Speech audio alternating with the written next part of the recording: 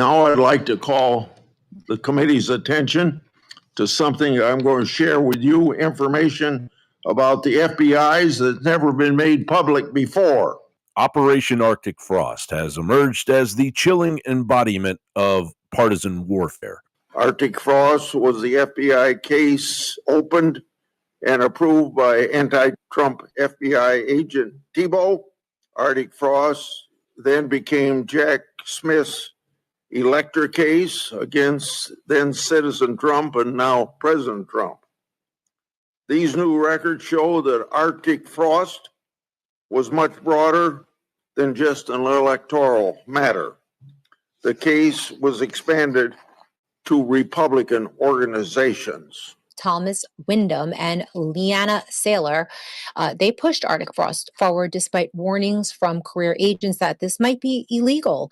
The Biden White House counsel's office even coordinated, and we're going to talk a lot about this because these people belong in jail, even coordinated to hand over Trump and Pence's government phones, bypassing the National Archives and the law. Launched in the spring of 2022 under the watchful eye of then FBI Director Christopher Wray, this so-called investigation was born from the venomous bias of anti-Trump zealot Timothy Thibault, who bypassed protocols to unleash a probe claiming a multifaceted conspiracy to upend the 2020 election.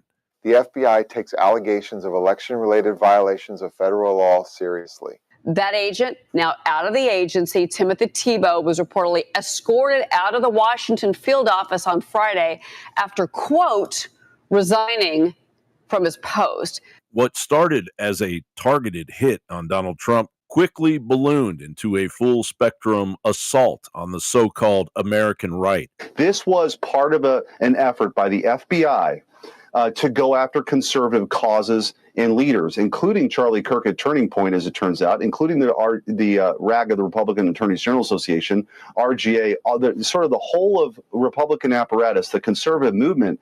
We've never seen anything like this in the history of our country. I don't care, you want to talk about Watergate, whatever you want to talk about. We've never seen anything like this. They were all in on going after their political opponents and throwing them in jail. It's chilling. All while the Biden regime pretended to champion democracy. And Jack Smith, not only did they tamper with that and lie to the court about it, but he's now admitted to the court that he doesn't know how that happened. He's only offered a number of possible explanations for how that could have happened. So he's absolutely blown the chain of custody. And again, he has a prosecutor, lead prosecutor in this case, Jay Bratt, who met with White House counsel and a representative of the National Archives in several times in the weeks before Jack Smith was even appointed. Whistleblowers recently cracked open the vault, revealing how Arctic Frost served as the blueprint for weaponizing federal power against political dissent. Well, I didn't know there was an actual list. I knew that I'd been targeted by the Jack Smith team.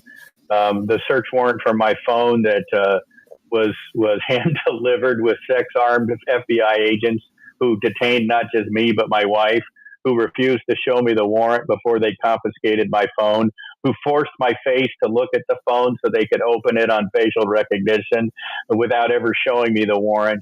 And even after they gave me the warrant after the fact, it did not include the attached affidavit that identified the specificity supposedly required by the Fourth Amendment. A sprawling dragnet ensnaring 92 Republican entities, from the beating heart of the Republican National Committee to the strategic war chest of the Republican Attorneys General Association, and even the grassroots firebrand that was Charlie Kirk's Turning Point USA. Trump political action groups, state-level operatives, and a constellation of right-leaning organizations found themselves subpoenaed, surveilled, and scrutinized. And not for crimes, but for the sin of opposing the swamp's anointed Mad King Joe Biden. American democracy only works if we choose to respect the rule of law and the institutions that were set up in this chamber behind me.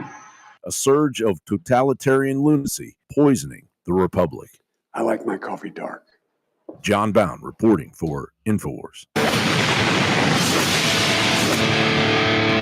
This is a little piece of art, a really nice memento. And when you order for $100 an InfoWars, it's mailed to you with a one-time promo code you use. So when I show these on air, whoever puts one of these in first gets $110. But when it comes in the mail, you can use it once for $110. And then it's a nice memento to know that you supported the operation in such a key. Alex Jones War Bonders. Redeem your $110 war bond right now. Just enter. Sorry about that. My screen wasn't working. Stand by. We got this. We're fixing this damn thing on the fly like we always are. Welcome to the show. Let's see if I can do this, if it'll do it. There we go. Thank you for being here. Tonight, we have one hell of a show for you. It's September. Let me see. Doesn't sound right. September 26, 2025. And we got a hell of a show for you. This broadcast is going to be one of them broadcasts that you don't want to miss. Make sure that you share this information with everybody you know. I ask that you would please share the information. Also, I would ask that you, I'm going to check to make sure I can hear myself because we had a major malfunction last week when we're running the show. So let me just double check so I'm not talking to myself. But I like talking to myself, but I don't have. Yeah, we're good. So yeah. So okay. Let me say this. Last week, was it last week? Yeah, I had New California on, and you probably noticed that I couldn't hear him. So I got this new system, and I don't know what happened. I just don't know what happened. So we went in. We had to go through this whole system and figure out what was going on, why my guest couldn't be heard, and then when you could hear him, there was like the super bad echo. So we was messing with it. So that's why I was double checking to see if I was good. And then when I come on right now, my green screen's not working. So um, so we're on the shitty one, but that's okay. We're gonna make do. So, what do we got? We got a lot. We got about 30 clips, and there's I got a little bit about the shooting from 16 days ago. We got some of that. We got some anomalies, of course, because that's what we have mostly. Is we have a lot of stuff that doesn't make sense. There's actually a lot of that going on, where things don't make sense.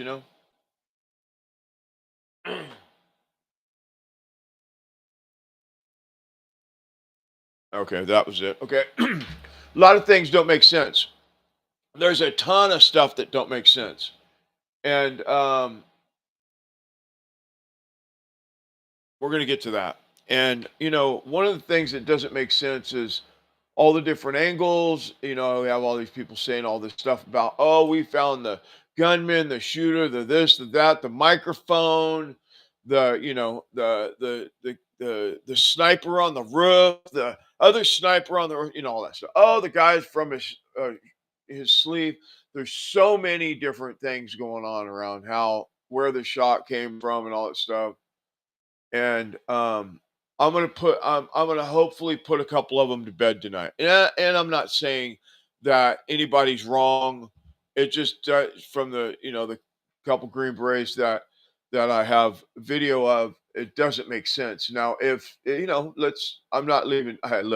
Look, it could be any of the things that people are saying, Israel or you know, uh, uh, you know, it could be. Let's see. What are the suspects? Israel, TPUSA, or Transcolt, or Democrats, or Republicans, or I mean, it could be all of them, any of them. I mean, in the world that we live in right now, anything is possible, and that's the problem. And that's really the real thing that we got going on, is because we have all this stuff going on. simultaneously, like a big ass fly trying to attack me. We have all this going on simultaneously.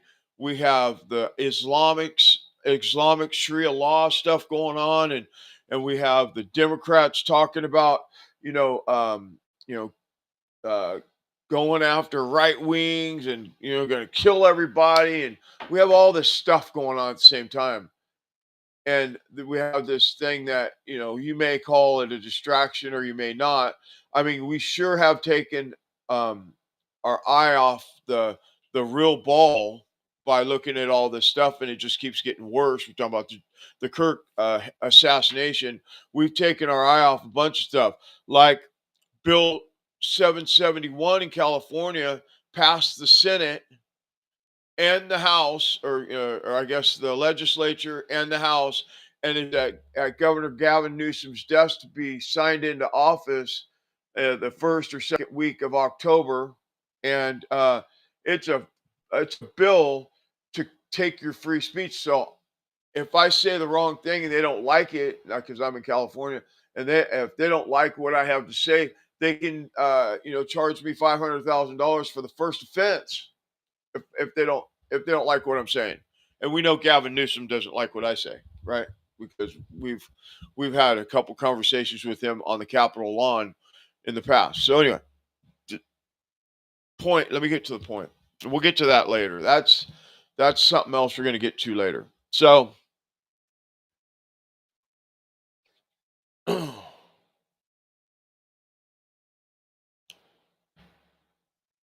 so state law, United States, all or federal law across all 50 states, or at least most states. I know Utah, California, Texas. You have to do an autopsy when there's a murder, and especially a high-profile murder. And first they said they didn't do it, and then they said they did do it, and then they said all these different things. There's so many anomalies around this murder that when I think about it, it screams cover up. There's no way around it. And I said I wasn't going to pass. I was not going to give pass my judgment on it until I was absolutely sure, smoking gun, literally before. But I will tell you this: it was not it was not a 30-06 that killed him. Absolutely no possible way. And I'll show you tonight. I'm having a hard time believing it. I don't think I'm on, son.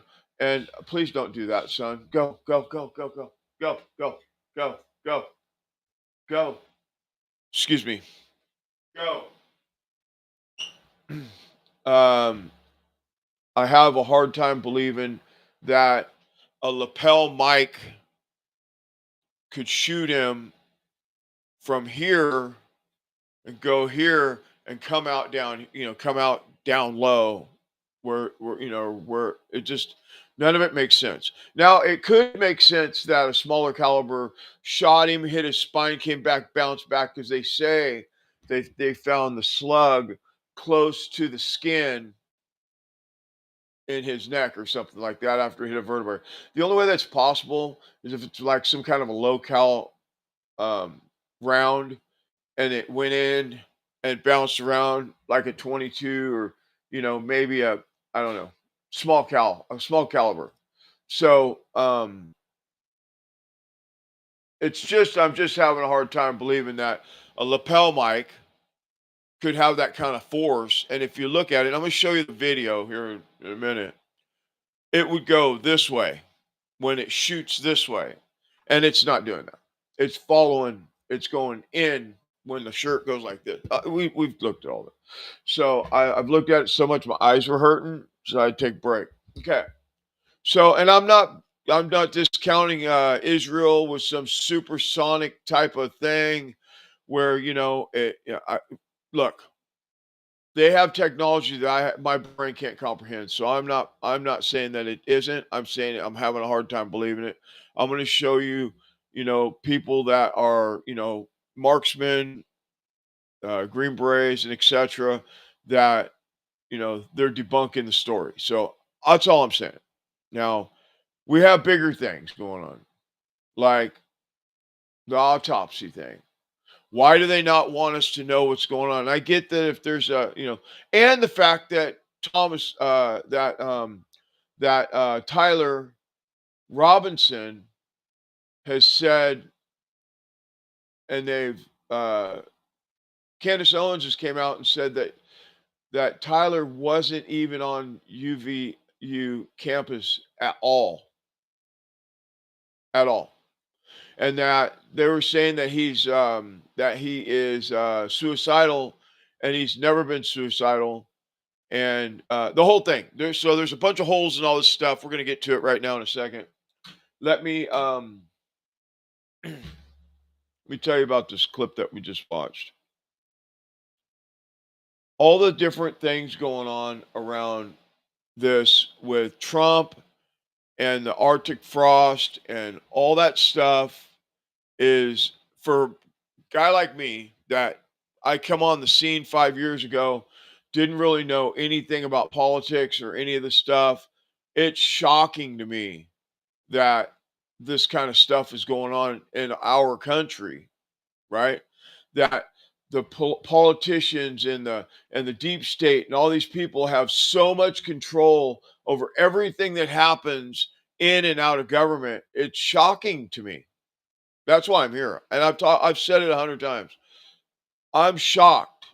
That's why I started the show, because I could not believe my very eyes in 2020 when all this went down in my brain. And some people are still there. They still don't understand. They still think that the government's, good and safe and, all that shit. And we know that it's not true. So, I'm tempted to play that one again, and we will. We're going to play it a little bit later in the show if I have time, because that one really does hit home for me a lot. So, but what we're going to do right now is I'm going to remind you of why we're here, how we got here, and the truth about how we really got here in this time that we're in. Because think about it: civil war, war with Russia, um, uh, you know, Israel controlling everything, and that's true. I believe Israel does control everything that goes on in the White House. I just see it.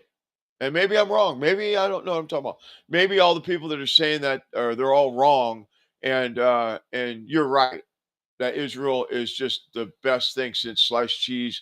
And if you don't believe in Israel, you're going to go to hell.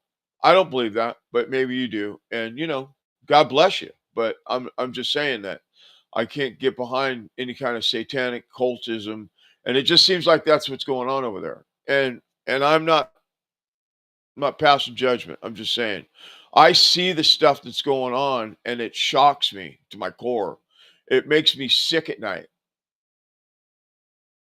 I just need you to hear that. It makes me sick at night, what I'm seeing in and out of government. You know, the people that we call in charge of stuff.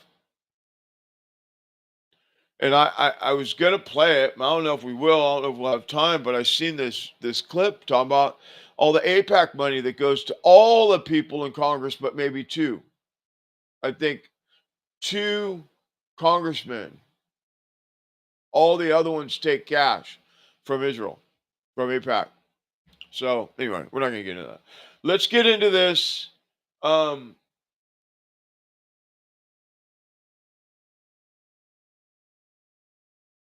we might as well just bite right into this thing with Charlie Kirk and get this out of the way. It's the biggest topic that we have. We're just going to go with it because it's a ton of shit. It's a ton of stuff.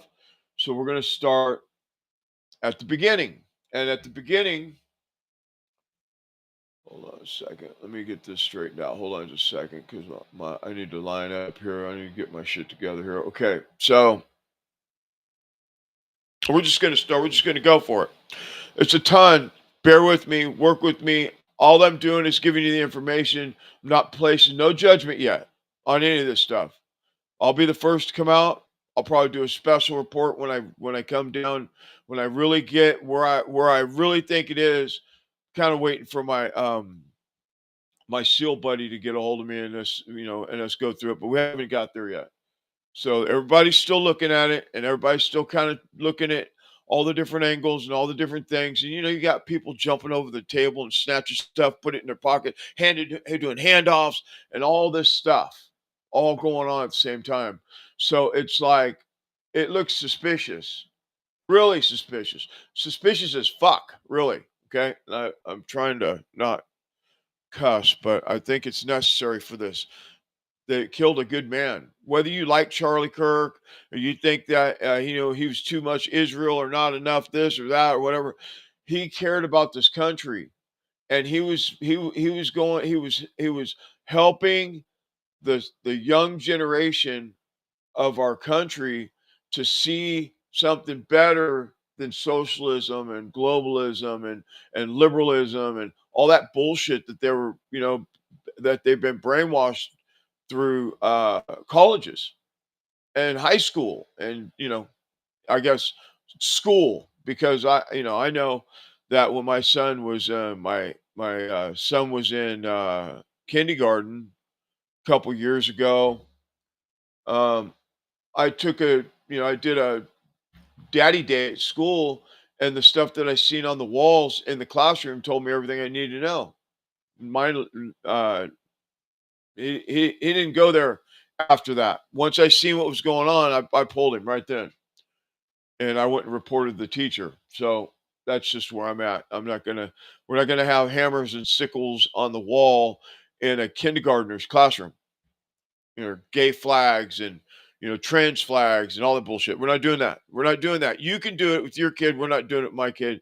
I want my kid to be innocent until he's old enough to make his own decisions. But if you're priming him, we're not doing that. We're not doing that shit. Okay. All right. Okay. So one, two, we're gonna do a couple. We're gonna get into this autopsy thing and all this stuff. But before we do, we're gonna do this right here. Stand by.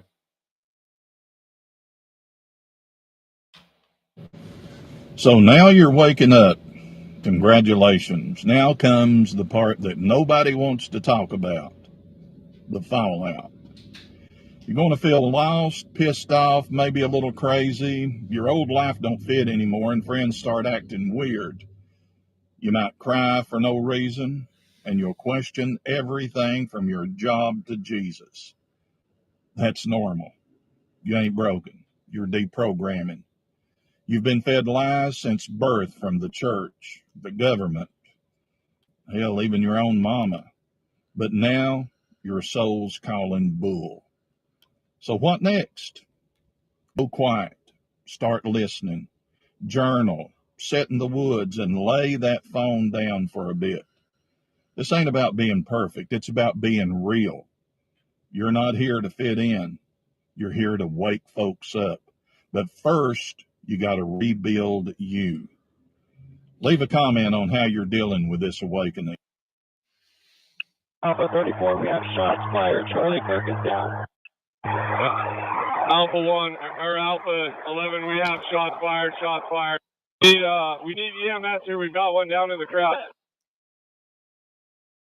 Alpha 34, we have shots fired. Charlie Kirk is down.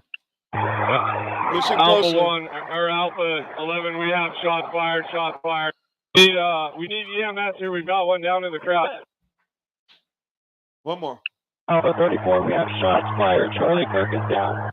Alpha 1, or Alpha 11, we have shots fired, shots fired. So I did do the request. They emailed me back. He did not go in for an autopsy. The death certificate was signed by the doctor at the hospital. Oh, okay. Can you just do a clip documenting that? I'm sorry, 10-9? Can you just add a step to the case documenting that there was no autopsy? 287, I'll be clear to the hospital. I need an officer at Timpanogos Hospital to come stage in the emergency room bay. Jesse just told me that he just got on the phone and Charlie's wife is coming to signature and to bring in a car over here for a breakdown. Charlie's wife is coming to land at signature, you said? Sir, and Jesse's going to go to Duncan right now and pick up a car for her. Okay, I'm a little confused because Corey, that's what Corey just said. They said they're landing at Duncan, so I don't know where they're landing, but we will just kind of play it by ear, I guess, best that we can. One more time. Pay attention to what they're saying. It's important stuff, okay? So just listen. So I did do the request. They emailed me back. He did not go in for an autopsy. The death certificate was signed by the doctor at the hospital. Oh, okay. Can you just do a field clip documenting that? I'm sorry, 10-9? Can you just add a step to the case documenting that there was no autopsy? 287, I'll declare the hospital. I need an officer at Timpanogos Hospital to come stage in the emergency room bay. Jesse just told me that he just got on the phone and Charlie's wife is coming to signature and they're bringing a car over here for her. Charlie's wife is coming to land at signature, you said? Sir, and Jesse's going to go to Duncan right now and pick up a car for her. Okay, I'm a little confused because Corey, that's what Corey just said. They said they're landing at Duncan, so I don't know where they're landing, but we will just kind of play it by ear, I guess, best that we can.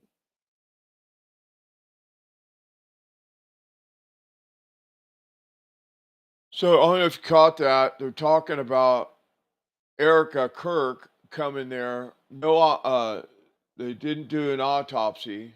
And, state law says that you do an autopsy on every murder. And then they're going to get a car. They're going to pick up a car for her or something to get, to pick her up or something. I'm pretty sure she came with Vance, right? Isn't that how that happened? Wasn't she with JD's wife? And that's what I thought. I mean, I could be mistaken and I might be off there a little bit.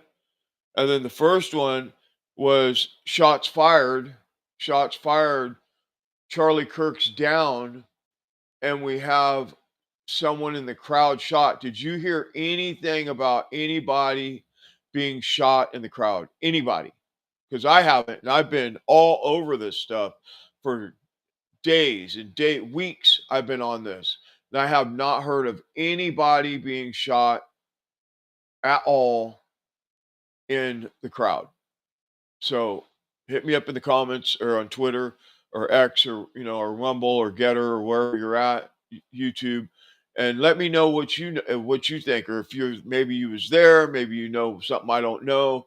We want to get to the bottom of this. These are the small details that make these little small details will break the case. We just don't know it. And the more that we know about all the different angles, this is how we get to the bottom of it. Just like when we were doing the Butler shooting, it wasn't until we had all the eyes on it that we found out that there was two shooters. It's just repetitious. Keep going. Don't stop. Keep looking. Look. Okay. Now the next one I got is a shocker. Okay. So this Robinson turns himself in, and FBI says no one's to interview him.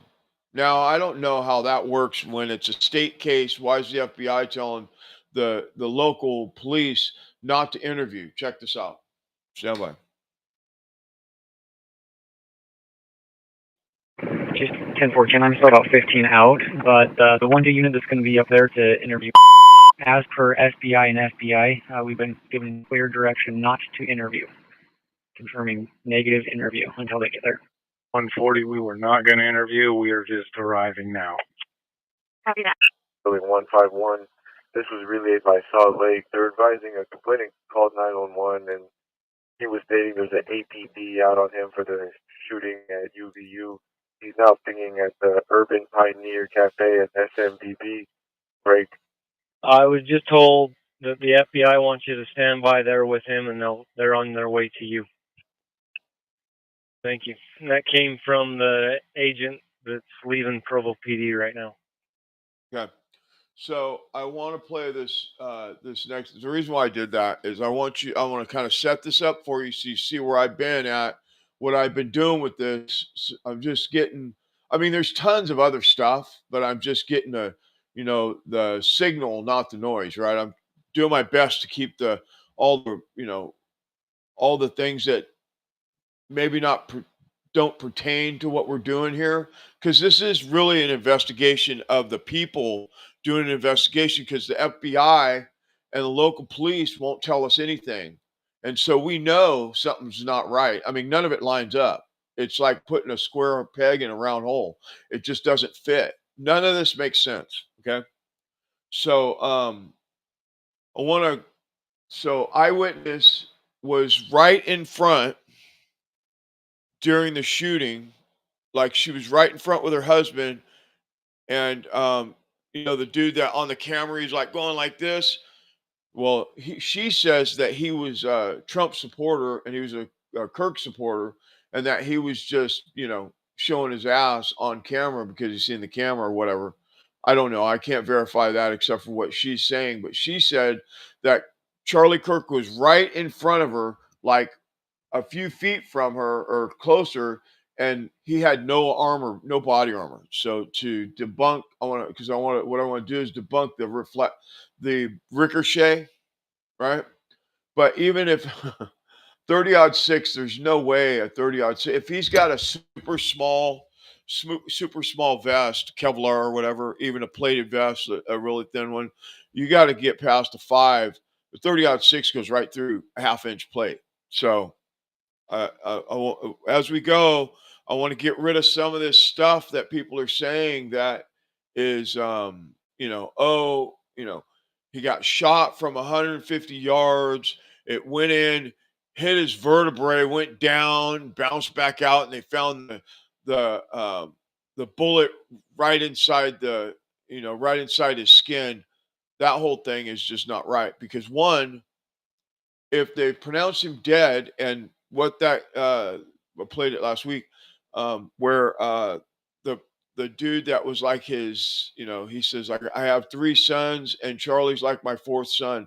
That's the dude in the all white. He had the white freedom hat shirt on with the baseball cap that was just to Charlie's left, and or Charlie's right, but to the left if you're looking at him from the front, right?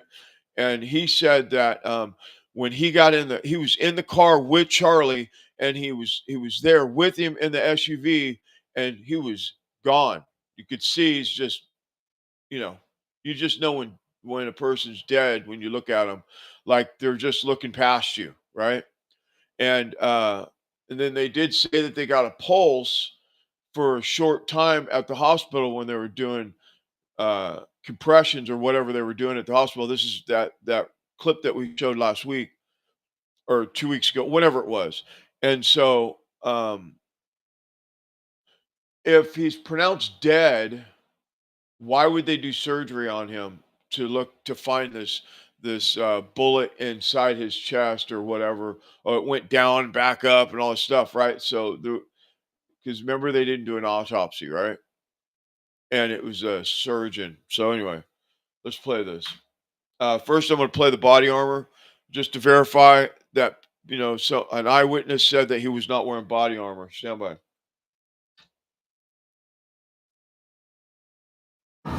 Okay, so I wanted to make this video in regards to a lot of misinformation that keeps circulating online, and I wanted to give my perspective as a witness to these actual events and being at this actual event. Okay, what happened? What happened? So the first thing that I want to talk about is the man who has been shown cheering on video. I was right next to the man for almost an hour. We were both early to the event. He was right next to me the entire time. He appeared to be there supporting Charlie, and when he got up, he was chanting USA, USA, USA. I think it's interesting that there is no videos with audio to that clip, or you would be able to hear him say USA, USA. And also my husband scream at him to get down, because my husband very quickly cursed at him and said, get the F down, dude. I think it was incredibly in poor taste, but I do not believe that it was malicious like people are making it out to be. I believe he was there to support Charlie, is my perception. The second thing that I want to talk about is his kids being there. His kids were not there. He doesn't show his kids on social media. He would not bring them to an event. I never saw them at the event. I never saw his wife at the event. They were never brought out in front of us. I was right next to him before, during, after everything happened. I never saw his kids. I never saw his wife. I cannot speak to if they travel with him. They could travel with him. They could be in Utah. They could have been in Utah for all I know prior, but they were not physically at the event. Third thing I want to talk about is Charlie wearing body armor. Charlie did not have body armor on. I keep seeing that circulating that he had body armor, and he was right next to me multiple times. You could see directly through his shirt, front and back. He did not have body armor on. So I'm not saying that anything is fact. I don't know. But my perception from being a witness and actually being there is those things. I don't necessarily think they know what's going on yet. There's a lot of weird shit going on with this. I know. First of all, there was that one guy who was the decoy. All right, so you got this guy who's an older guy who starts yelling out. Didn't he take his pants down? He took his pants down. This guy was at 9/11. He was at the Boston bombings. All the hits. He called in a fake bomb at another place. And then he did this at this thing. Right after, so somehow or another, this guy has the state of mind that the moment someone gets shot, he yells out and says, I did it, and takes his pants down or something like that. I don't know exactly what he did. Then, ready for this? He gets arrested for child porn right away. Right after this happened? Oh, right away. He's in jail for child porn. Why is that? Well, now you can't interview him. Right. He's got, right.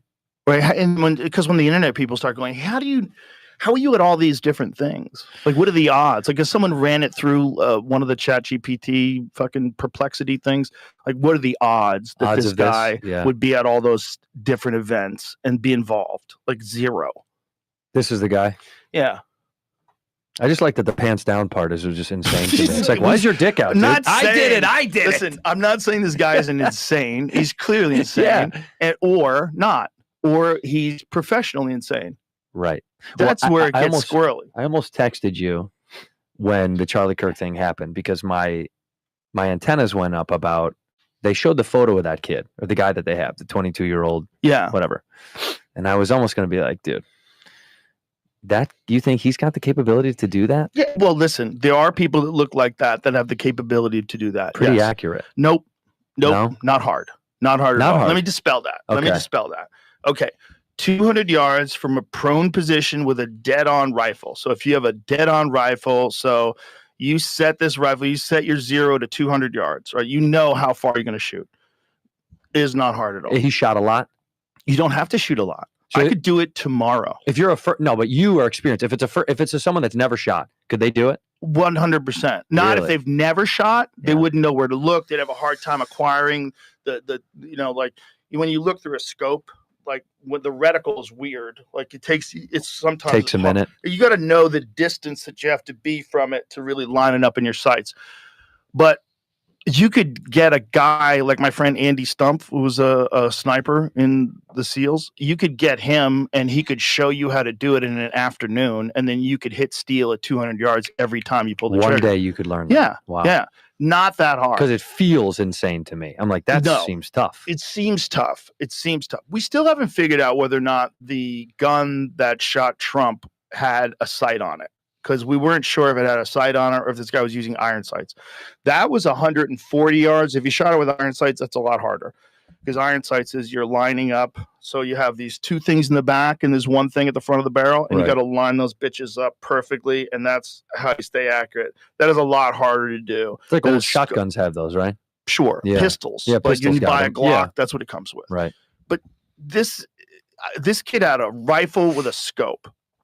Now, here's where it gets weird.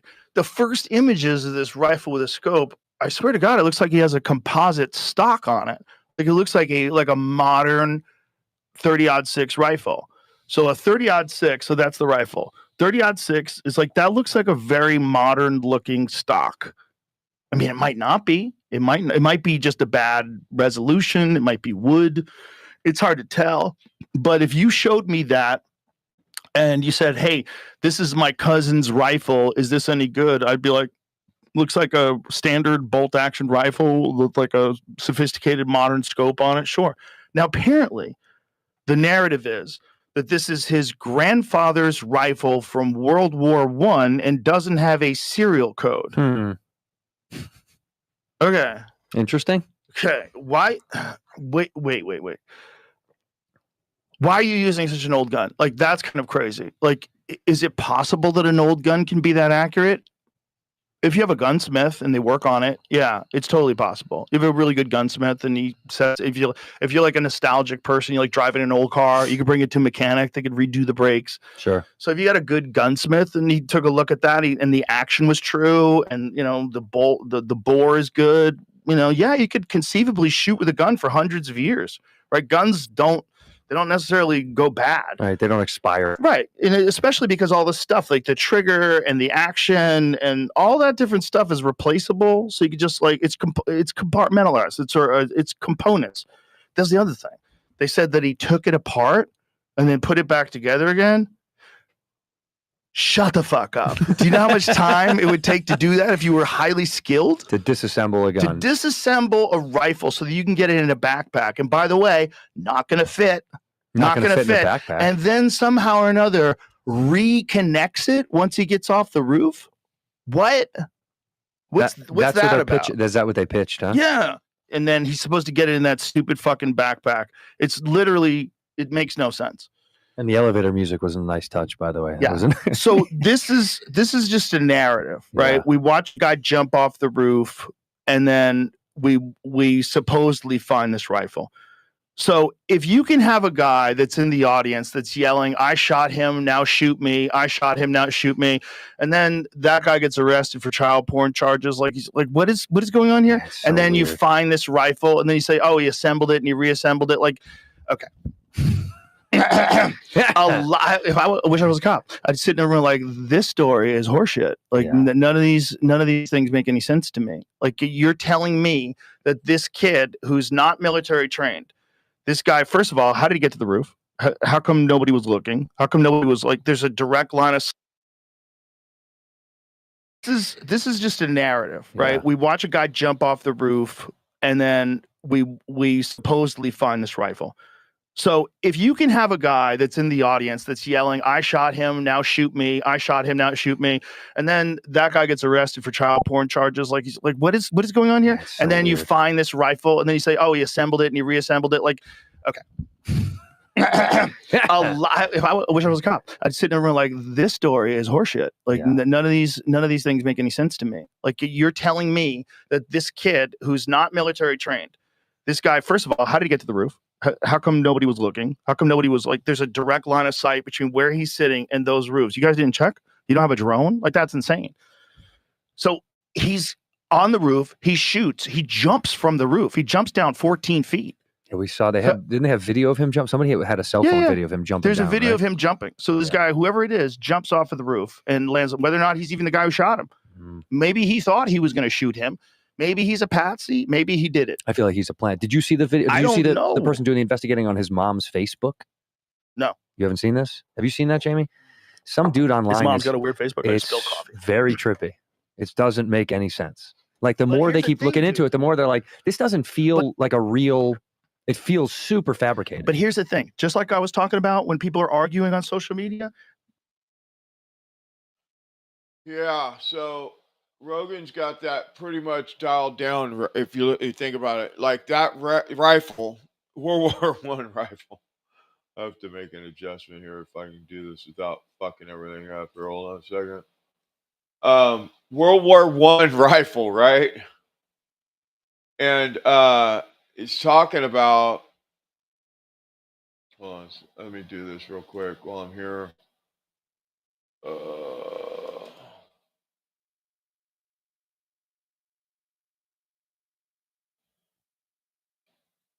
You you can shoot a rifle forever, right? Yeah, absolutely. Absolutely can do that. And that's totally doable. But what about the other part? What about this this rifle that's a World War One? Hold on, let me get this. Let me get this handle real quick while I'm here. Hold on just a second. Come on, man.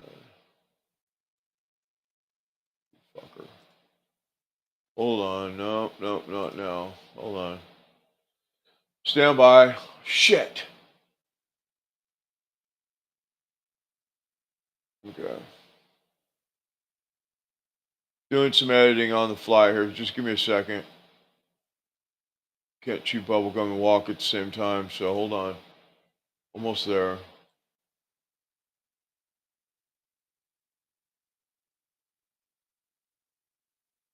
All right. Okay. Thank you. Thanks for being patient here. Okay, so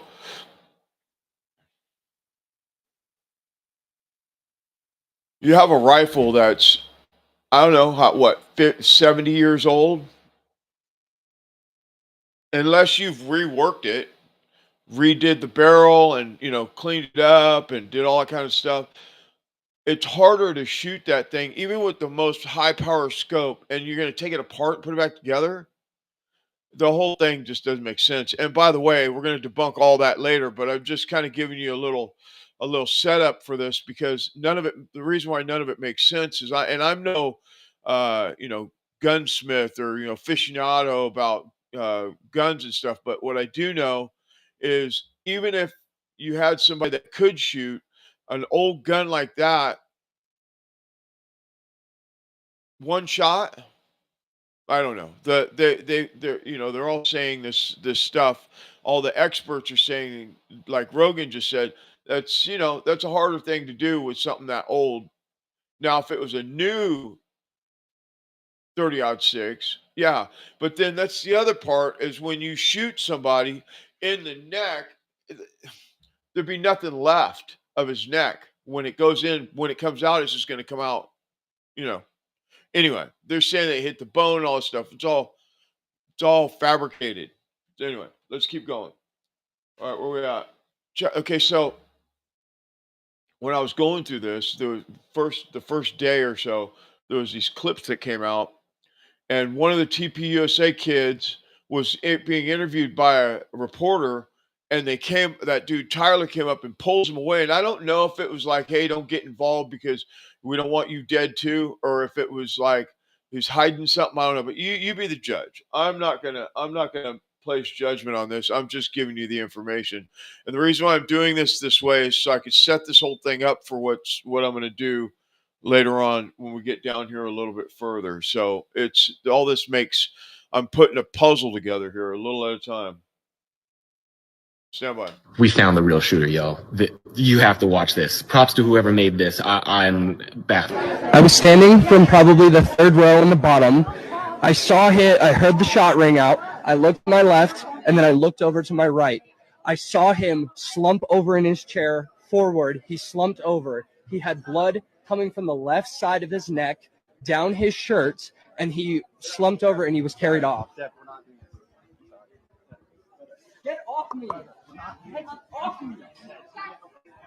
Like, look at this. You see the actual bullet and the muzzle fire.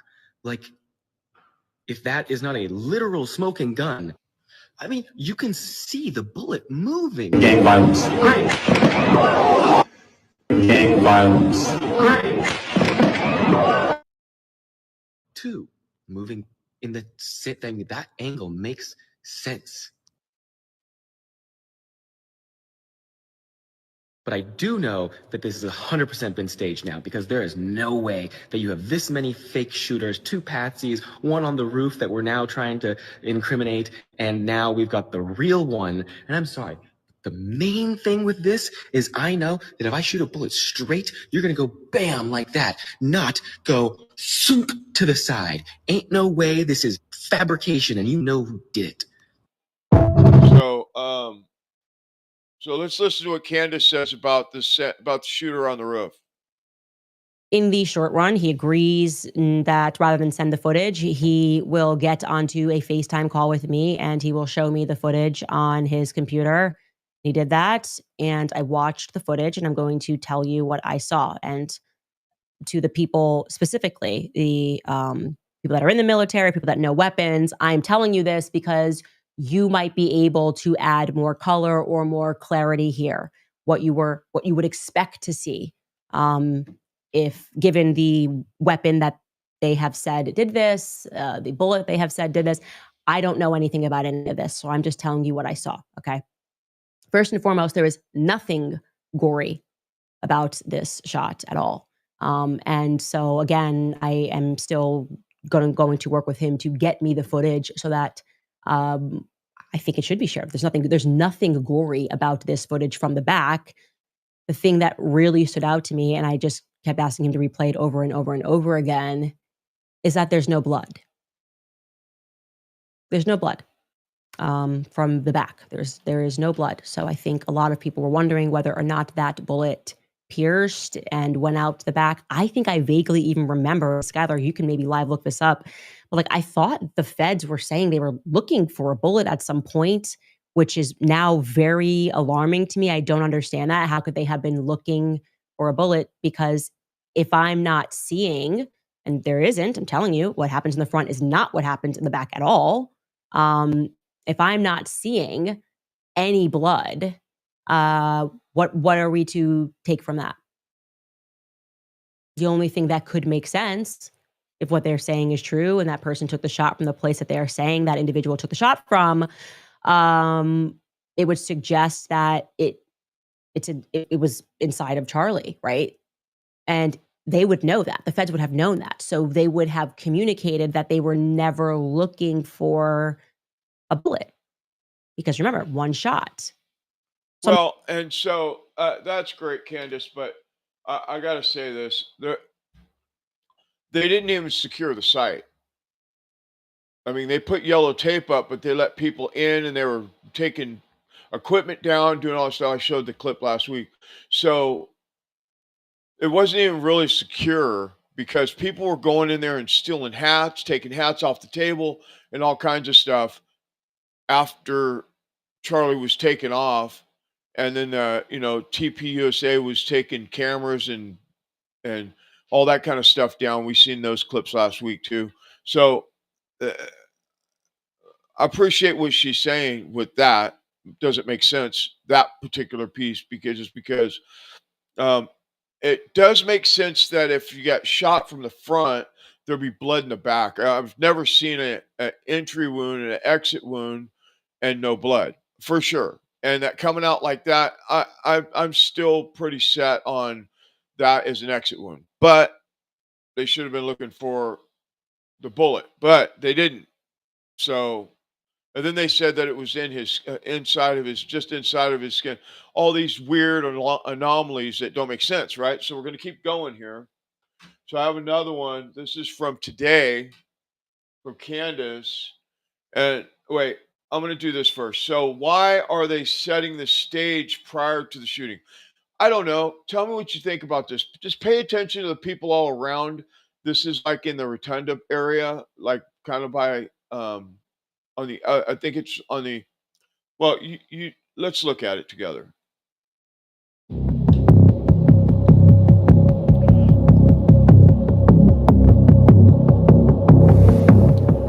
See, he's taking a camera apart or something. But see, tells that guy just go stand right there.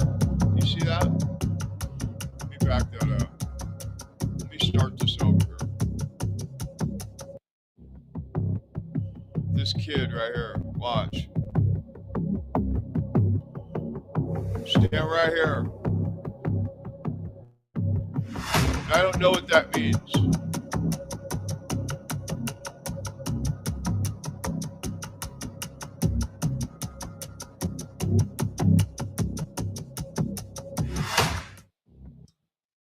I don't know what that means, but I just wanted to show it one more time. One more time.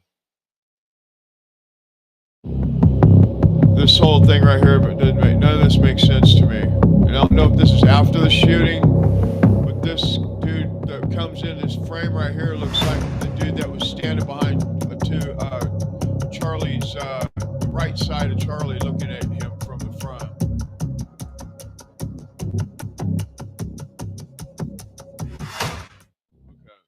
I'm just showing you stuff. Okay, check this out. This is what Candace said The today. fact that Turning Point will not release the footage, okay? I don't understand it. Every excuse that I have been handed for why they won't release it makes no sense to me. If you are under pressure, if people are starting to look at you funny as an organization, if they're thinking that, whether rightfully or wrongfully, if they are suspecting because they see this footage of someone quickly remove the SD cards, that you guys had something to do with the assassination of Charlie Kirk, and you quite literally have footage that in theory should vindicate yourself, why wouldn't you release it? Think about that. Just in your own capacity. If somebody is saying you are guilty of anything, if they're like, Candace, you are absolutely guilty of breaking into my car. And I'm like, I have a camera right here that shows that I did not break into your car. Would it make sense if I was like, but I'm not going to release that? I'm not going to release that. Because it's not right. It's not right for me to release. What? It makes no sense.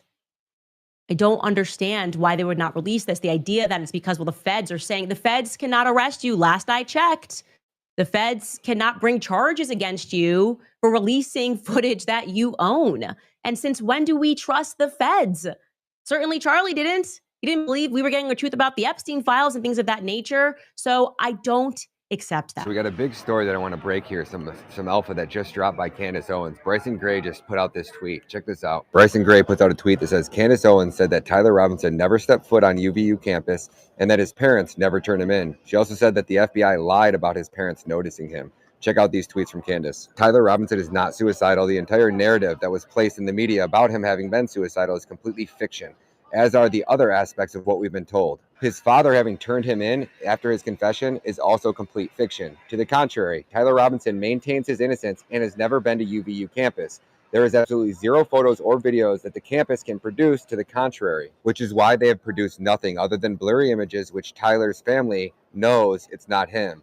Tyler has never once expressed a suicidal thought. I want to make that clear. The federal government is lying about absolutely everything other than the fact that is his gun. I mean, this is pretty fucking huge. Check this out. She said, not that we need further substantiation, but Tyler Robinson did not author those Discord messages. I would like to again stress that he has never been to the UVU campus, but I also need to confirm this later. I believe that he was around the area that day. I will have more on this later, but I wanted to immediately publish the fact that Tyler Robinson's suicide narrative, plus that his dad did the right thing after realizing his son was guilty, is a federal concoction. I mean, so this is pretty much the most explosive news. I think it's putting together all the pieces that we've already thought from the very beginning, that none of this makes sense.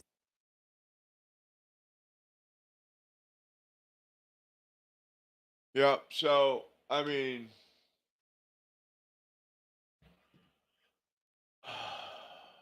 it just gets weirder and weirder and weirder. So for them to say that, Candace, okay, so she's doing some investigation work. It sounds like she's talked to some people about, the family or whoever about this stuff and has this firsthand information. I don't know. I'm just giving you the information that I get. But if this is true, we have another patsy that's been set up. How his gun got there and all that, I don't know. I don't know how this whole thing plays out. It sounds like, and you remember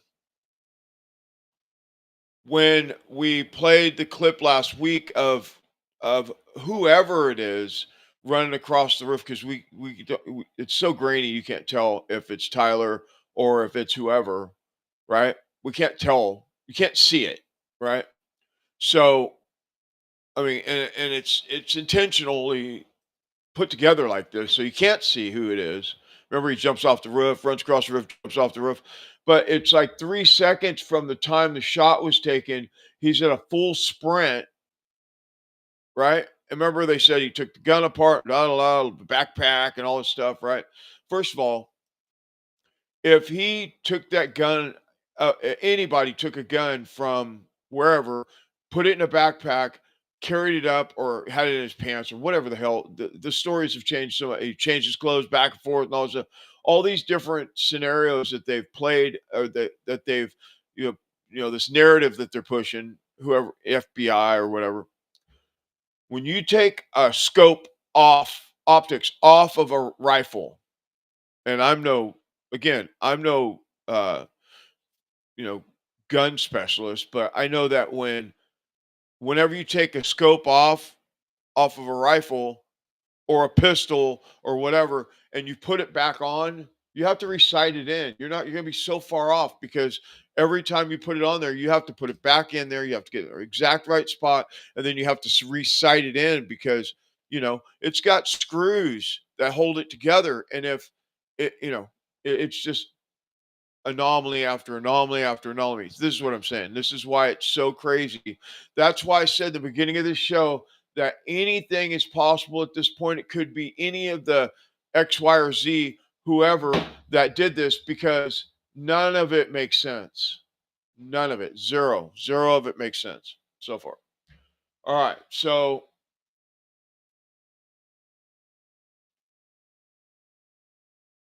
I want to make sure I didn't miss nothing on this, and I didn't. So this is what we're going to do. I'm going to show you, Green Beret talking about a 308 or a 30-06 and what it looks like when you shoot a 30-06 into something, or even something with more meat and more bone than a neck. A neck is really thin. You know what I mean? And if he gets hit here, right, like it shows, they got hit here. The spine and the neck is so small, and it's got vertebrae in between, got spaces through. It would blow the whole neck out. 30-06 is 5.56 at 2.23. I mean, we're talking about major damage. And if it doesn't hit something and it's just a straight flesh wound, it still comes out the other side. There's no blood coming out the back if he got shot. If they're saying that bullet tumbled, because the only way that it could be that big is if that bullet's tumbling and it goes in and it kind of rips through the skin, it's going to come out twice as big on the back. So anyway, okay, so let's listen to what this guy says about the 30-06 narrative. Stand by. They're saying a single 30-06 round entered his throat, severed the arteries, and they state in the autopsy here, severed his spine, but that the bullet didn't create an exit wound. You know what I just did yesterday? I went out to my range with my 30-06 and I did a ballistics test. And I didn't just use watermelons and a human gel head. I used cow femurs wrapped in 8 inches of beef. I used 1/2-inch steel plates to test this theory out. What do you think stopped the 30-06 round out of all that? I think nothing. Nothing stopped the 30-06 round. It went straight through steel like it was butter. So the autopsy report is now, if this is the real autopsy report, so is telling me that Kirk's neck is stronger than steel. 1/2-inch steel. 1/2-inch steel. Yeah, so that kind of debunks that whole narrative. Now we're gonna get hold on. Sorry. I don't like that screen. I gotta change that screen so where when the video stops playing, that it brings up a screen. I'm gonna have to have my IT guy deal with that, because that blank screen sucks. So anyway, all right. So I know we're not no InfoWars production here. We're just in my little makeshift studio, which, by the way, it turned out pretty damn good. We spent quite a while building this, and it turned out okay. And by the way, just a side note, next week we're going to do a roundtable on masculinity, on one, what has happened to masculinity, and two, how do you stay masculine in a society like this? We're going to get into that next week at 8:00 on Friday, next Friday, Pacific Standard Time. You don't want to miss it. I got some of my really good buddies that, very successful, married, community. We're all heavy in community service and all that stuff. But we're going to do that next week. It's going to be a great show. I already know it's going to be a great show. I'm not tooting my own horn, but it's what we do. Men. We're men's men. Anyway, okay, let's get back to this. There's a little side note for you. All right, so we're going to debunk the Mike shot, right? Remember the Mike? They said that he got shot in the neck with a mic. Okay, so this dude, I've seen quite a few of his videos on this topic, and this one was like, oh yeah, that makes complete sense to me. Again, I'm no specialist, but it seems very clear to me that what he's saying is pretty spot on, as far as I'm concerned. You be the judge. Stand by.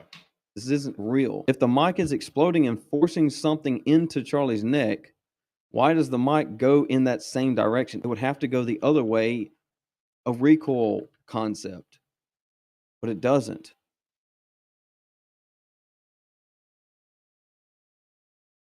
Because something's pulling on it, not because it's self-exploding or shooting. You have to account for this. It is just, this frame is an anomaly in itself, outside of even the anomalies in the other cameras. It doesn't exist. This isn't real. There's no way it's real. You don't have proof of mic explosion. Again, if the mic exploded, one, it's still intact. Two, it shows itself moving the direction of the explosion, or moving the direction that it was supposed to be exploded. The only way you would get a frame like this would be like packed on explosives, like across the chest somehow, like a blowout all at one time, and the back is being blown out at the same time. It still exists, but that's the problem. This doesn't make any sense. Right. And so just to show you what the most likely scenarios are, I got a couple here. We did. Where's my screen? We did see the flash from the window from that one video, right? And then and we did see talking about the trajectory coming from the other side and going in his neck, like right at the hairline, and then coming out here, which makes the most sense if you're thinking about it from a ballistics point of view. Again, I'm no specialist, but let's look at these two. I'm gonna play these two back to back.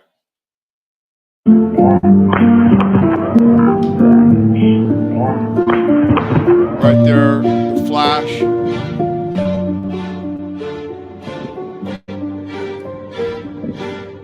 We're not counting gang violence.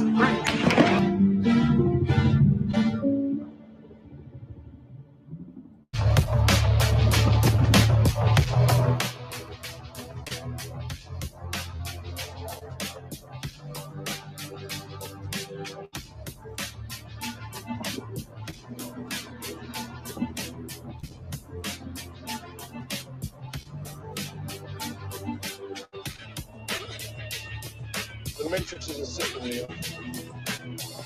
That system is our enemy.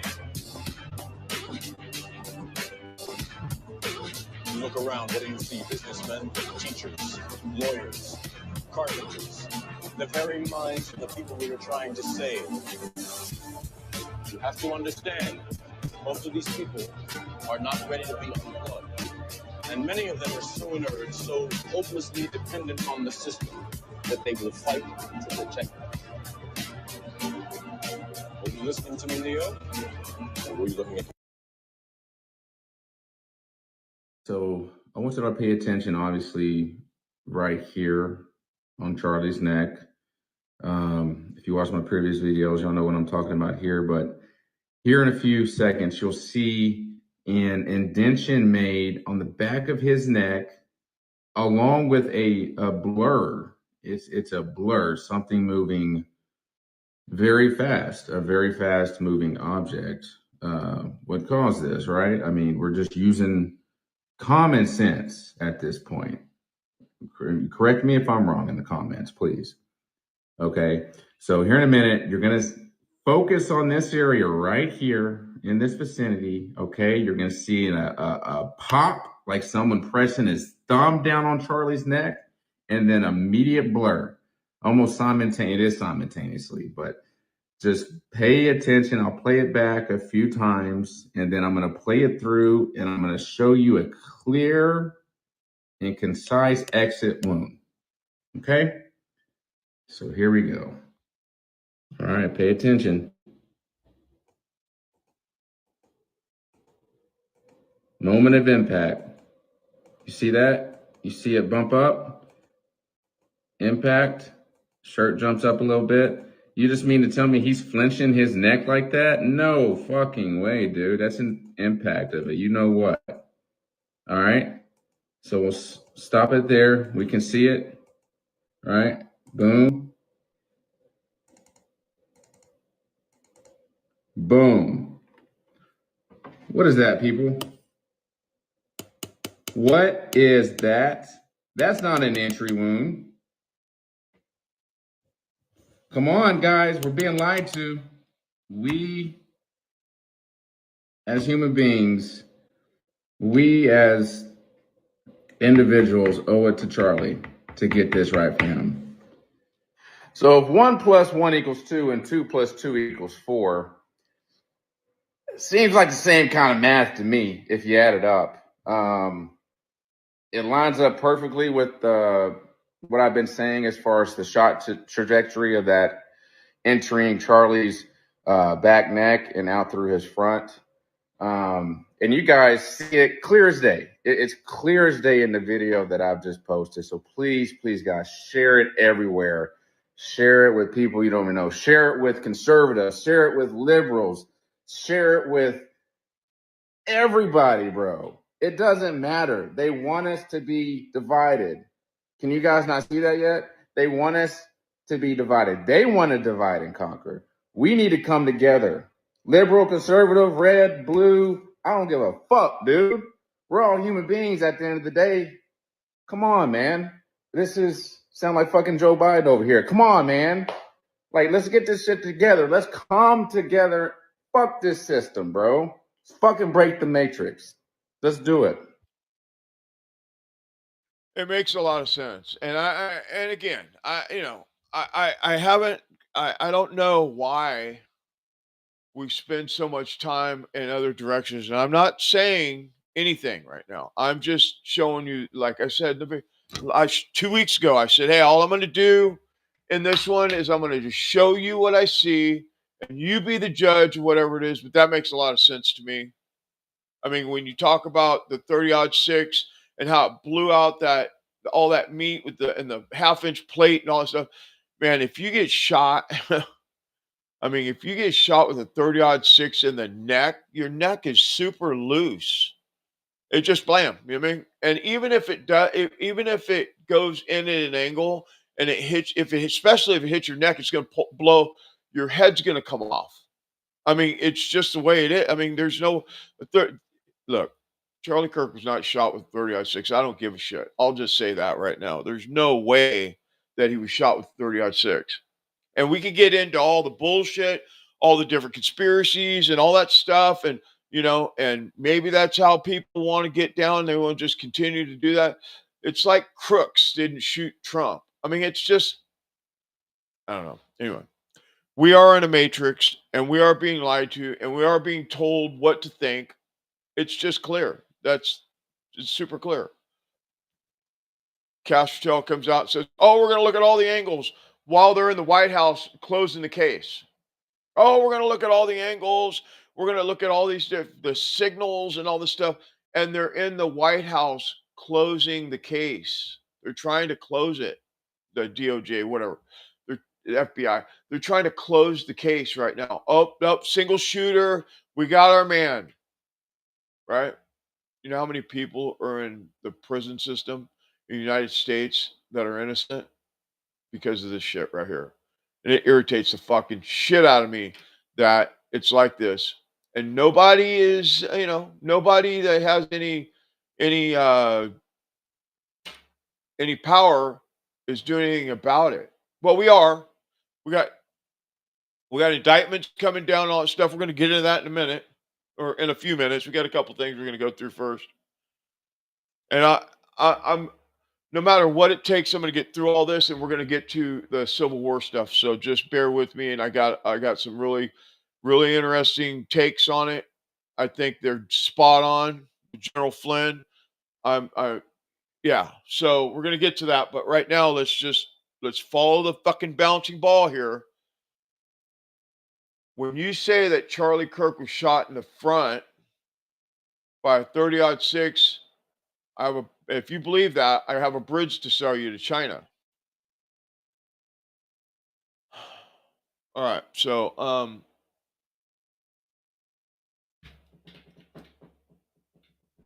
okay. Now I don't cover this much, but but when I have solid evidence of something, because there's so much conspiracy around January 6th, and I did cover when the Proud Boys and all that stuff got 20 years plus for, I mean, Rico Tario wasn't even there. He got a text message from one of his brothers that was at January 6th. They gave him 22 years. Okay. So, but this, J6 had 274 FBI agents in the crowd. The people that were breaking the windows at J6 were the feds and telling everybody, come on. Remember Ray Epps? I have two clips here. We're going to do this. We're going to just get through this real quick. But check this out. This is important stuff. This is what they've done to our country. This kind of stuff is what they've done to our country. They will set you up for statistics. It's true. It's just it. It just is. They will set your ass up just because you voted for Trump or because you're not part of their cool club. Stand by. Yeah, this is a very big deal. I don't think it's possible to overstate how significant this is. Did you see what the FBI just released? I think by now you've probably heard that the FBI just released evidence that there were 274 plain-clothed FBI agents in the crowd at January 6th. Do you understand how significant that is? For a host of reasons. Go find this article. You need to read this article because the details that John Solomon lays out at Just the News will blow your mind. That's 1 in every 35 people that were there. What were they doing? What role were they playing? And why are we just now finding this out? This is such a critical moment in American history to find out that the FBI embedded 274 FBI agents in what they then turned around to call an insurrection. Chris Wray, the former director of the FBI, for years, under oath in front of Congress, either refused to acknowledge that they had assets or informants, or now, as we know, plainclothes FBI agents embedded in the crowd. And when he was finally forced to admit that the FBI did have some involvement, the most he would acknowledge was the fact that they had informants there. Come to find out, it was 274 active FBI agents. But then the Inspector General's office got involved and just carried the lying water of the FBI by releasing a report saying there was no evidence that the FBI was involved at all. The problem with that is that's a lie. And we know it's a lie because Kash Patel released an after-action report that was compiled after the January 6th event of 50 pages of complaints from FBI agents submitted to leadership at the FBI right after January 6th happened. 50 pages. I wish you would pay more attention to our safety than what type of mask we wear. If you are going to deploy us to a riot situation, then give us the proper damn safety equipment, helmet, face shields, protective clothing, and training. Another agent submitted a complaint during that after-action reporting that says the FBI should make clear to its personnel and the public that despite its obvious political bias, it ultimately still takes its mission and priorities seriously. It should equally and aggressively investigate criminal activity regardless of the offender's perceived race, political affiliations, or motivations. So you mean to tell me that the FBI was sitting on a 50-page after-action report full of complaints of FBI agents, many of those who were deployed to January 6th and were in the crowd, 274 of them, in plain clothes and they didn't tell anybody. They hid it from the American people. They hid it from the Inspector General. And then they went in front of Congress and lied about it. We need to know exactly what all 274 of those FBI agents were doing in the crowd that day. Exactly what they were doing. He would not tell how many agents were sent to the Capitol once the violence started there and the riot began. We got that answer because they did an after-action report at the FBI.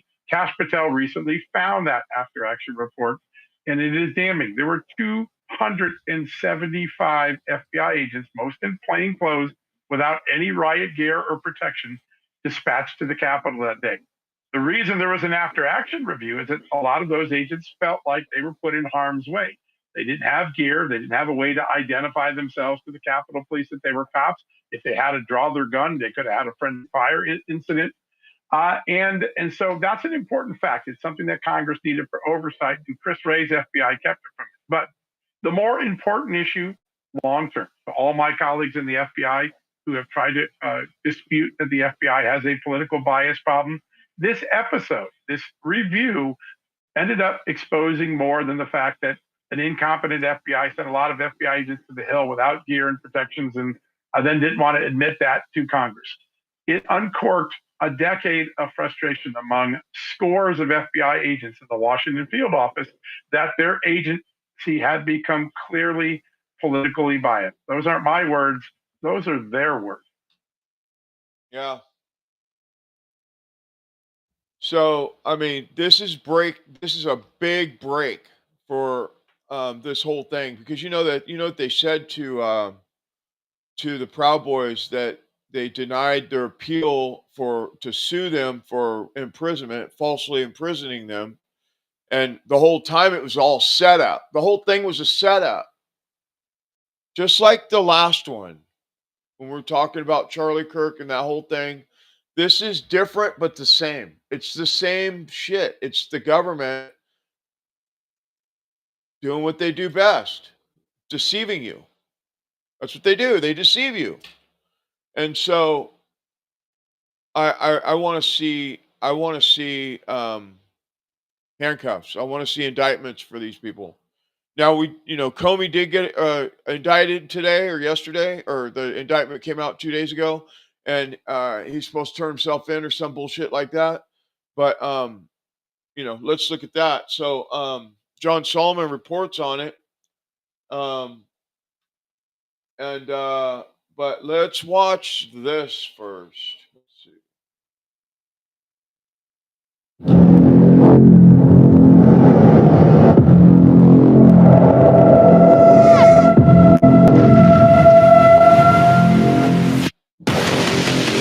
America the Beautiful stares at itself in a broken mirror, reflecting a courageous and good-natured yet haggard semi-quincentennial visage, standing strong regardless of the bleeding insolence of its children. 3 weeks ago, the journal Education Next released a national survey of high school students asking what messages they have heard from teachers over the last 4 years. Stunningly, 70% of high school students report that their teachers say that, quote, America is a fundamentally racist nation, end quote. With nearly 40% of students say they hear that message often or almost daily. One of the most insolent of these voices emerges from the twisted sociopathic social media madness of the left. YouTube political streamer Stephen Destiny Bonnell II. Presumably, I don't think that you will anybody take should this be trying opportunity, to- given you I are don't so think anybody- determined to protect the integrity of democracy, you would find it absolutely outrageous that someone has tried to assassinate a president, right? If the other conservatives on this show want to say that it was absolutely outrageous No, I'm that Donald asking Trump you. attempted to coup the government, I'm asking then, you. then maybe I would. Yeah, no, I'm not going to get on my knees and beg for forgiveness or show I'm sympathy not to asking you conservatives. to. that I'm have not none. asking for that. I'm asking you to condemn what happened as an egregious attack on democracy. Can you do that? No, I won't. No, I won't. I won't. You can't do that. You see, so why the hell, Absolutely frankly, not. Destiny, Absolutely not. why the hell Absolutely should not. we listen to Absolutely a not. word you have to say? Who is now facing a major setback when his YouTube channel was demonetized. severely impacting his primary income source as an independent content creator. Now crashing out on national television due to psychopathic ramblings on par with Charles Manson. Since others are using her grief to politically recruit, you think that it's okay to mock her specifically? Since others How are does that make using any her grief, sense? she's the one who gave a 17-minute speech on TV where she talked about good versus evil. She's the one showing up in Destiny, let me TPUSA explain. ads to Let 1 me or 2 explain days something to after. you. If someone assassinated my husband, I would not be able to have the level of composure she had during that speech. I would be out for blood. I understand why she's angry and why she said the things that she said. Okay, you need to understand what being a human is, what it's like to actually lose someone that you love, that you chose to spend your life with, that you chose to raise children with, a person who was violently and viciously assassinated like that. This is why I've moved away And when from something yeah, I know, yes, identifying because as a you got bullied online. It's so funny. It's so funny that you just said that you don't think about how other people act to define your behavior. Your entire political ideology now is somehow defined by the people that were mean to you on Twitter. Conservatives have been disgusting for years, which is why I don't give a fuck about anybody that winds up at any of these rallies and gets shot or whatever. The entire world would be better off if these people were permanently removed from these platforms. Like, there is no downside and only upside to see people like Candace Owens, Tucker Carlson, Tim Pool never be allowed to publicly broadcast their opinions ever again. It's exclusively bad stuff that happens. Destiny's fate is mired in controversy, amplified by ongoing lawsuits alleging revenge porn and inappropriate communications that has led to declining stream views, the departure of his video editor, and widespread calls for his deplatforming across social media. And before you start rebranding the FCC as the Taliban, authoritarian regimes, fascist regimes have to degrade our freedoms more and more over time until we're living the smallest, the most frightened, the most secretive lives. Think of yourselves living under the Taliban, because that's where we're headed. it's clear it's nobody's fault but his own. What Destiny engaged in should be investigated by the FBI, the FTC, and possibly Gabbard's DNI. In fact, at this point, the Democratic Party should be investigated for relentlessly and blatantly fueling the echo chamber, driving our national security into a dangerous quagmire. The country can't even reflect and mourn the clear and present danger lurking about that murdered the First Amendment in broad daylight without the party of lies, subterfuge, and rampant embezzlement clawing to have their ignorant insolence heard. So apparently liberals are planning on protesting Charlie Kirk's funeral in Arizona. Liberals are doubling down because they don't know how to do anything else. Now these asswipes are talking about protesting a man's funeral. Kind of like Fred Phelps when he used to protest soldiers' funerals and he was one of the most vile human beings ever. Yeah, liberals are now Fred Phelps. Yes, remember that guy? Liberals have now become Fred Phelps. And I think it's really important. We need to stand up against this fascist takeover. That's not a bad word. It's a fact. It's insane. Do I look like a member of the Third Reich to you, Miss Tlaib? Is that what I look like to you? You're the one taking your voting Is that what you think? Is that what you think? Is that what you think? No. And frankly, when people sit around and say things like, oh, you know, we're happy because now we feel safe. I don't know who feels safe in this country except for the white supremacists. To now be turned into one of the worst countries, and it should be a wake-up call for all Americans to say this is not the country we were born in. This is not the country we believe in. This is not the country our founding fathers imagined, and we should all collectively be out in the streets rejecting what is taking place this week. He has emboldened and elevated white nationalists and anti-Semites and weaponized the fight against anti-Semitism to advance his own agenda. It is equally important that Congress does unite to reject the government's attempt to weaponize this moment into an all-out assault on free speech across the country, all in the name of Charlie Kirk. Finger pointing is the opposite of what we should be doing, blaming one side, blaming another side, even before the facts are out. But I also think there are Americans who are engaged in this kind of propaganda. And whether they should be civilly or even in some cases criminally charged is something that would be a better deterrent. Excuse me, Congressman, why did you lie and claim that the Charlie Kirk assassin was the MAGA and part of the radical right? Why are you spewing lies to exploit his tragedy? Congressman, will you apologize? No comment, Congressman? But Director Patel, it was just 3 months ago that Melissa Hortman, the Minnesota House Speaker, and her husband Mark were shot to death in their home in the middle of the night by a self-identified right-wing extremist and Trump supporter. Donald Trump doesn't want a democracy. He wants a throne. Fascism is not on the way. It is here. Obviously, I didn't know Charlie Kirk. I was generally aware of some of his ideas. I think those ideas were wrong. But we're talking about this political violence thing.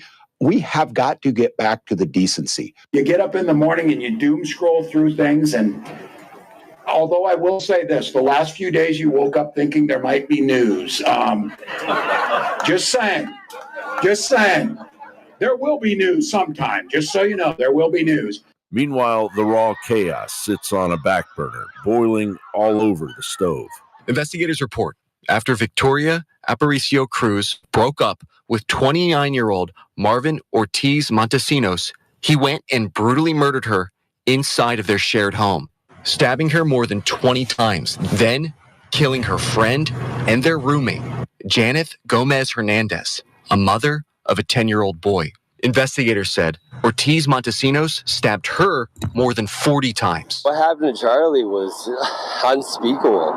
You know, everyone is destroyed over this. So Michael and his family created a memorial along their fence to honor the slain CEO of Turning Point USA. But late Saturday night, vandals lit the display on fire. When they burnt that fence, that fire could have went into that house and it could have really harmed somebody. It's the rhetoric. It's what people are being fed. There's so much hate in this world, and we need to stop. The vandals also broke the back window of the family's SUV. Neighbors have rushed to provide them with support. I saw the damage that had done to my friend, and it ruined me. When we quit communicating with each other, when we stopped the dialogue, and we just dehumanized each other. People from all sides of the political spectrum, conservatives, liberals, centrists, coming to their home, bringing cookies, bringing food, asking what they could do to help. Watch out for this. So this vehicle is leaving right now and now they've just popped a tire. So you can see this, they just slashed this tire right here. Here at ABC 10 in Sacramento along Broadway. And as the sun has risen this morning, you can see for yourself plywood over one of the windows in the lobby there. Now, earlier in the day on Friday, police were called here in response to shots fired from outside the ABC 10's building. No one was injured despite the building being occupied at the time. 3 bullet holes were seen in the window on the building's lobby. Carlin Borisenko is an undercover investigative journalist for Decode the Left who's infiltrated these terror cells. Carlin, tell me about how these people train. They look pretty militaristic. Yeah, absolutely. They do have sessions where they bring in people with military experience. Anti-war is a very big thing for Antifa, so they do hand-to-hand combat trainings. I was just undercover with them in New York City over the weekend where they had a whole self-defense class where they were teaching people how to violently, confront the police, but also defend themselves if they needed to be put in that position. And why do they always get out of jail so quickly? You see all these people get popped, they get bailed right out, and charges never stick. How is that? Well, Antifa, actually, they train people on how to get arrested. And it's interesting with far left subcultures because they actually volunteer to get arrested and go through this type of training where they are provided legal support, they are provided lawyers, they are provided all of this stuff with mutual aid. And so as soon as they get arrested, Antifa basically goes down to the jail and they bail them out and they are all set up with a lawyer and ready to go. So they plan all of this stuff out ahead of time and they have the resources set up for people to be able to be taken care of. Yeah, I mean, obviously someone's paying for their legal representation. What is the core mission of Antifa? Is it anarchy? Are they anarchists? Yeah, Antifa are anarchists. Their primary goal is the violent overthrow of the federal government. I cannot emphasize this enough. We've been hearing a lot of talk about civil war over the last couple years between Democrats and Republicans, red versus blue. I firmly believe that the real civil war we have coming is the radical revolutionary socialists and communists in Antifa versus the federal government. That is their goal. That is their only goal. And people need to start taking this problem very, very seriously. Cities are literally burning to the ground. And you see Antifa operatives of the Black Bloc because they're all dressed the same. And they're still denying that they existed. So can you explain sort of how some of this network warfare that they employ works and what the Black Bloc actually means? That's you when you were, the first time you were attacked with the milkshakes, right? I nearly died from that. So soon after this video was recorded, I was taken by ambulance to hospital. A lot of them don't necessarily know one another. I mean, the core organizers will recognize each other's voices, and they all have monikers that they use from one another. But other people who show up, you don the uniform, you become one of them.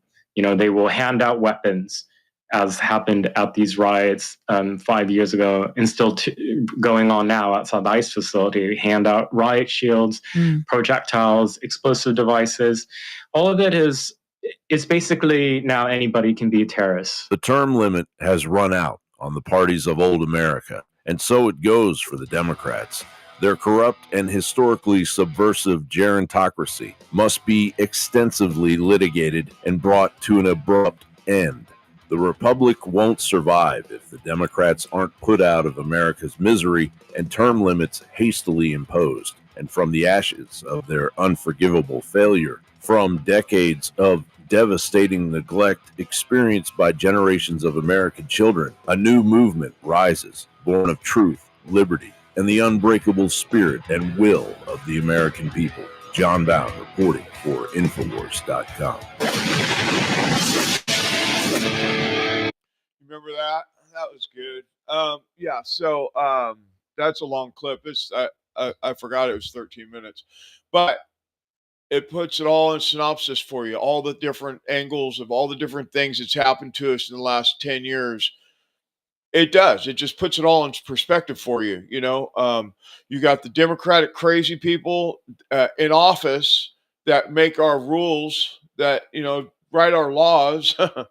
And they all think that if you voted for Trump, you're fascist, when they're actually the fascists. They're the ones that are acting out on that.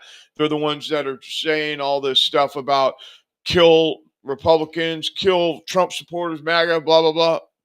Excuse me. That's what we're dealing with. And then you got the Antifa people that are propped up by Soros and others, right? We know this, and we know that what's going on with that. And that's part of the civil war that we're headed for. And with all the other things like trans cult, we got the trans Tifa, right? We got that thing going on. They're shooting up schools all the time. They just continue to do this stuff. And, oh yeah, they're not on the radar, but yet they're in all these chat, whatever they're called, chat rooms and stuff like that, talking about all this crazy shit, like on Reddit and stuff.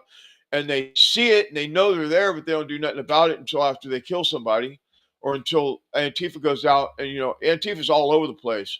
So I was downtown when that shooting happened at Channel 10, which is on Broadway, which is right kind of about by downtown. And I went to go shoot some video over there, and all I seen was black hoods everywhere. The motorcycle helmet, it's crazy that they're everywhere. And all they do, they're just disruptors. They disrupt everything. And to think that they, open fired on a news station tells you a lot. And it's all behind the ICE and all that stuff. And, it's crazy, man. It's crazy. Then you got, let's not forget this one.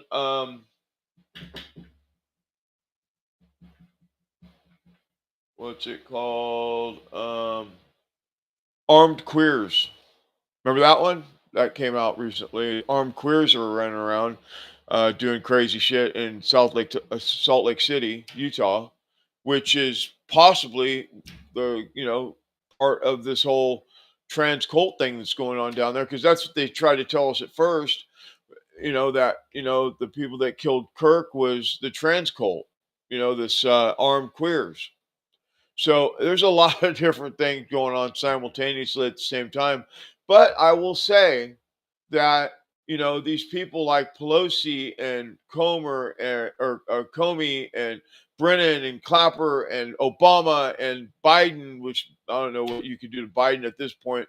I mean, what are you going to do to him? Put him in jail for his last few days? Because he looks like he's Walking Dead now. But point is, all these people are getting ready to get indicted. Firsthand information is they are on the chopping block right now to be indicted if they are not already indicted. Letitia James and all those, they're all on the chopping block to get indicted. So John Solomon was on Bannon this morning, I think, or either last night or this morning, and he was talking about the Comey indictment. I think it was this morning, if I'm not mistaken. And let's listen to what he had to say, and then stand by. Listen, the truth of the matter is the people that say that James Comey is lying is his inner circle team. It was Andy McCabe who said it first. It was James Baker that affirmed it in an interview with the Postal Inspection Service that we broke on your show a few weeks ago. And in that case, remember what James Baker said to the government. He said that James Comey authorized me to leak classified information to the news media, to his chief of staff, James Rubicki. And then we don't know yet what Rubicki's account is, but I suspect those three men are going to be the main state witnesses against James Comey. It's not going to be a MAGA lawyer. It's not going to be a MAGA talk show host. It's going to be his own inner circle saying, yeah, he authorized us to leak, and yeah, he lied to Congress. So James Comey is going to face justice probably at the expense of his own inner circle, who couldn't lie when confronted about what he had done with the leaking to the media. Yeah, so that's going to be a thing that's going to happen real soon, as far as I've been told, that that it's Comey, Brennan, Clapper, Rice, Hillary Clinton. The Clintons are deep and rooted in this. They're talking about what's going to happen is they're going to impeach Obama, and then once they impeach him, then they're going to strip him of his presidential immunity, and then he's going to get charged with treason. So that's what I've been told. I don't know if they'll be able to pull it off, but because everything moves so slow in the United States government, but it'll be interesting to see. So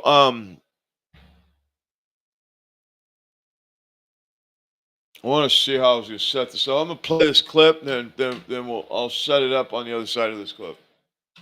This event that's about to take place may be the largest gathering of generals that's ever gotten together in U.S. history. Apparently, on September 25th of 2025, the U.S. Secretary of War, Pete Hegseth, issued an order summoning hundreds of senior military officers, including generals and admirals from the Navy, the Army, the Air Force, the Marine Corps, and Space Force for a closed-door meeting at Marine Corps Base Quantico in Virginia. Apparently, the meeting is supposed to be scheduled for Tuesday, September 30th of 2025, and it applies to all officers that are the rank of brigadier general or higher, and all of their top senior enlisted advisors as well. Estimates of attendees are varying currently, but some reports are citing that there could be nearly up to 800 participants, including staff, even though senior leaders appear to be somewhat unaware of the full scope or purpose of this thing. Even officers that are currently in active conflict zones are expected to attend this meeting, which makes me think that something urgent is happening. Now, the Pentagon spokesman Sean Parnell confirmed the event, stating that, quote, the Secretary of War will be addressing his senior military leaders early next week, end quote, but provided no further details on the agenda. Now, something I think is very interesting is that a very senior Pentagon correspondent with 30 plus years of experience described it as an unprecedented event in their career, saying, quote, I've never seen anything like this. We might be going to war, end quote. Now, the lack of stated agenda has fueled further speculation and unease from a lot of people, with one anonymous source telling the Washington Post that, quote, people are very concerned. They have no idea what it means, end quote. Now, from what folks have said, the last time this many senior officers and leaders got together was during the Goldwater-Nichols Act of 1986, which totally restructured the entire military command. But nobody's saying anything about what's actually going to be discussed yet. So believe me, when I find out, I will keep you guys updated because this is huge. Yeah, so we're going to move right on into it here. I'm going to explain this to you the best I can with the little bit of information that I have, but you got to remember, we got false flags coming. Listen, soon as this cracks open what happened with Charlie Kirk, because listen, even though he was not in office, he was working directly with the president of the United States. He was able to sway 2 to 3 million votes. I mean, and that's probably on the lower end. He was talking to all the kids, all the young conservatives and liberal people in colleges, which is our the future. That's the people coming up. And how do you change the voting rolls? Is you got to talk to these kids and reprogram them from the programming that they've been programmed all these years. They've been programmed into this liberal, democratic, liberal, socialist ideology, and now he's over there, talking to all these kids and making pretty good headway, by the way. And there was 3 to 4,000 people at that event when he got shot.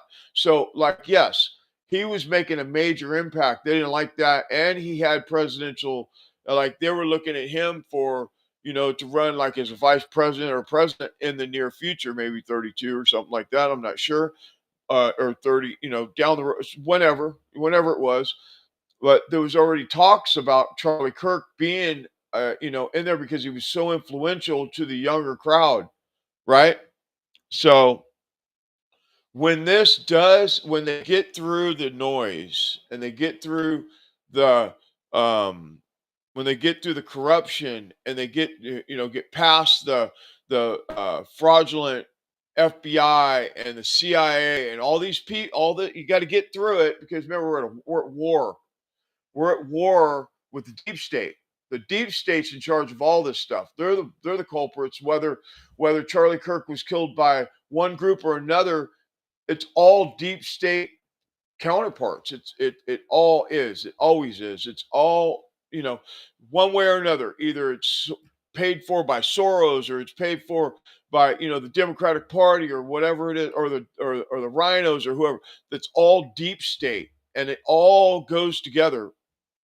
Mark my words, whether you believe it or not, it just is. It all goes together. All this stuff that you see going on, the bricks being dropped off at war zones, where they're protesting and all stuff, all that stuff is Soros backed from the deep state, from the globalists, and from all, it all goes together. Even though they're kind of on different sides, like the globalists kind of broke away from China and China broke away from the deep state, and all this stuff is going on. They all have the same goal: take down the United States, destroy America, destroy the UK, destroy France, destroy all these places, right? The United Kingdom, all these places, they want to take down all these countries and make them socialist, one world government.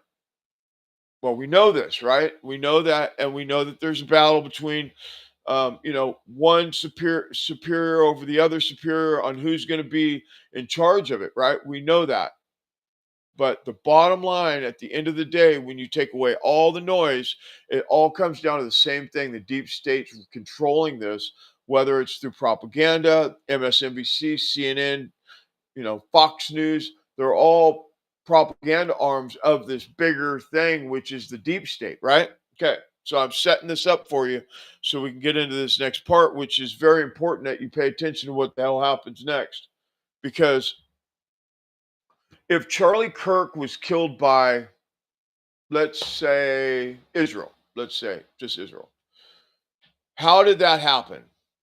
Well, It goes back to the deep state, because nothing happens without the rest of the clan knowing what's going on, and it's all orchestrated. Whether you want to believe it or not, it's all orchestrated. That's why I've always said, pay attention. You got to pay attention to what's going on, because they're going, hey, we're over here, while they're behind your back doing something. It's just been like that forever, and that's how they operate. And so my point in this is, these next few clips you're going to see, and I'm going to play these in a sequence. And although they're not exactly the same, they are, and you'll see when I get to the other end of it. Okay, so let's start right here. Stand by. Trying to cry wolf, but I just heard some breaking news that Pete Hegseth has essentially summoned all of his general officers in the military for an urgent and rare meeting. And well, the internet's going a little bit spazzy right now. This was first reported by the Washington Post, which means it was leaked. Yeah, who knows what this is about? Likely Iran, but it's too early to tell. It could be. Who knows? But yeah, keep your eyes and ears open. Sounds like this is rapidly developing, even though I think it's been out for maybe 15, 20 minutes now. I'm just late to the party. Too busy working, but I wanted to put it out there. So many of you would know it's not bullshit. It's actually legitimate. So here we go.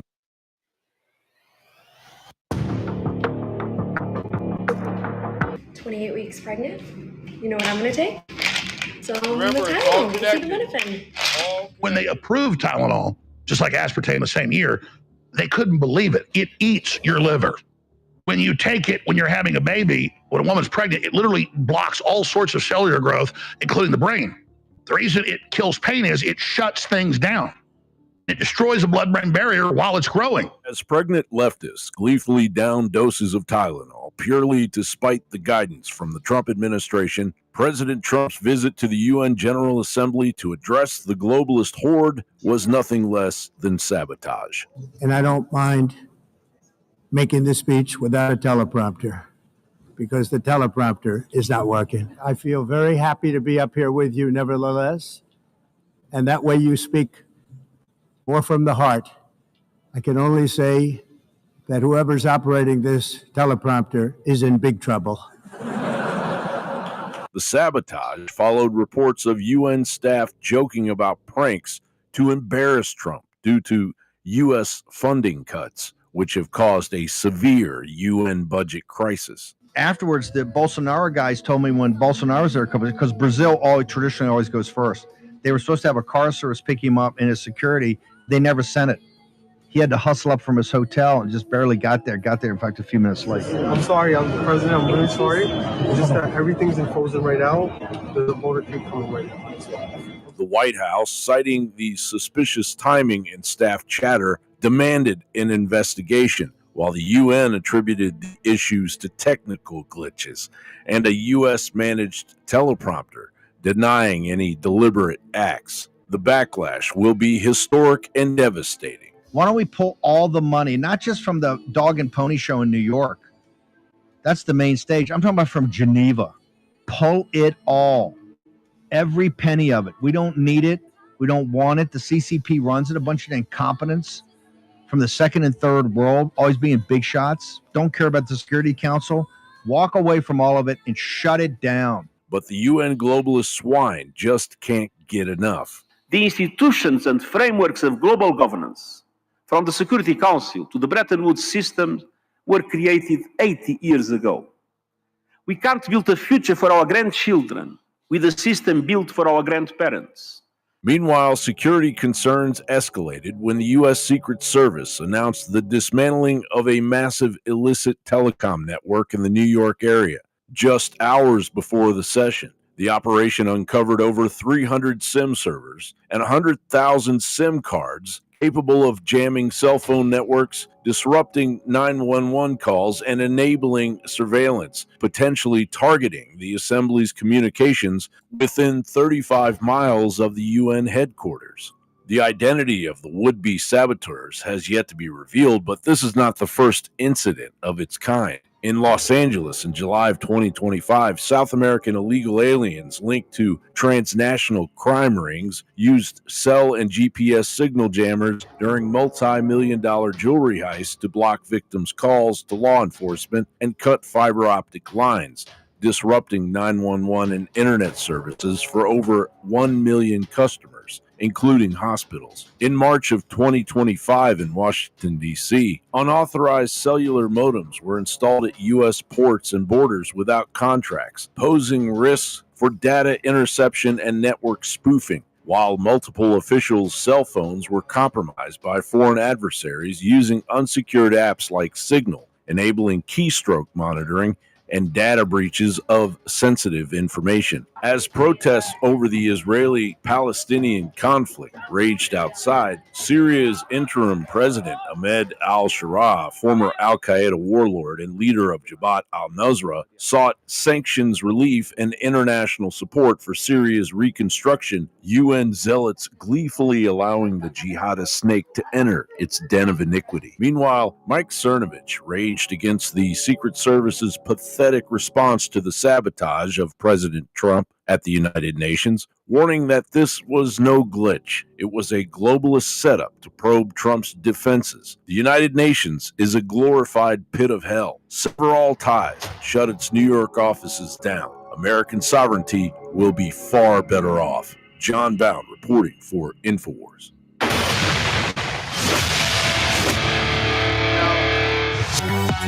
I want you to remember when we get into this that it's all connected, okay? Whether you want to believe it or not, everything that we're talking about right now, the UN, the deep state, the Israel, the fucking Taliban, all these different entities have the same goal, and that's to take down the United States.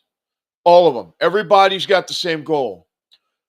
Sorry for the back thing. I should try and fix it, but I just didn't want to.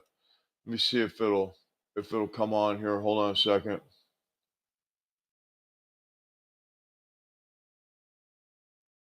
Oh yeah, it's working now. Cool. It wouldn't work earlier. That green, you got the green screen behind me, so it was like, whatever. Anyway, all right. Here, let's get back to it. All right. So what they did, how do I say this? So Trump goes to New York to the UN for the summit or whatever it was called, and he gets there, and they shut the fucking escalator off as he's showing up. Do you think that was to embarrass him, really, or do you think that was to see how his team was going to react to it when they shut the escalator off? Think about it. They've already done at least 2 assassination attempts that we know of on President Trump. Right? That quick. Who secures the building? The UN, right? Think the Secret Service has ever crevice? Look, it's the same Secret Service that got him shot in the face. Right? Same Secret Service that allowed somebody on the golf course to almost kill him. Think about it. You got to think about these bigger. You got to get bigger. Think about the big picture. The big picture. They want to see what's going to happen when they shut the escalator off and how his team's going to respond, so that the next time that they do it, maybe they'll take the shot, or they'll do the next thing, or they'll blow up a building, or whatever it is. So it's more than just shut the escalator off to make Trump have to walk up the stairs, which, he did it with like a badass, and then he clowned him about it, right? I don't know if you heard him in his speech, but he was like, "It's a good thing my wife is healthy, or else she might have fell down when the escalator shut off as she stepped on it," right? And then they killed the teleprompter until halfway through the thing, and he just did it. He did his speech without teleprompter, and then he went off the cuff and went off on the globalists. I don't know if you caught that, but you should. If you haven't seen that, you should really go back and watch that speech that he did at the UN summit, whatever that thing was called, because he fucking lit them up about their global warming and all that bullshit that they're the Green New Deal bullshit and electric cars and all that stuff and taking away all the fuel when they were because they were taking our fossil fuels and they weren't drilling and all that stuff, and he completely clowned them for like 20 minutes straight, right off the cuff, no script, just lit them up, bam. And that's what he needs to continue to do is fucking let them have it, because you know what, we're the United States, right? We are the United States, we are the superpower.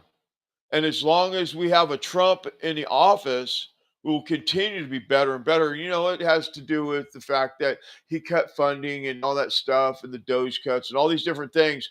That's why they were pissed off and they thought that they were going to clown him. But one thing about Trump is when you fuck with him, he fucks with you back 10 times harder. But he does it with class. So anyway, all right.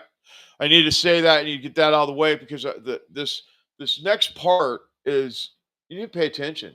Like everybody right now, and I've talked about this for like the last few years.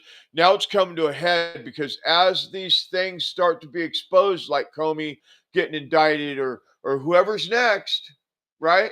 Whoever's the next one, if it's Tisha James or whoever, right? The globalist and the deep state are going to start their false flag bullshit. And when they do, you better be ready. You better be prepared for what's coming because they're going to do it and you're going to get, if you're not prepared, you get caught with your pants down when there's no electrical, when they shut the power grid down or you can't get fuel or they shut the fucking, all the machines down all over the United States so you can't buy nothing unless you have cash. All those scenarios are at play right now because remember, their goal is to take us down. And however they're going to do it is how they're going to do it.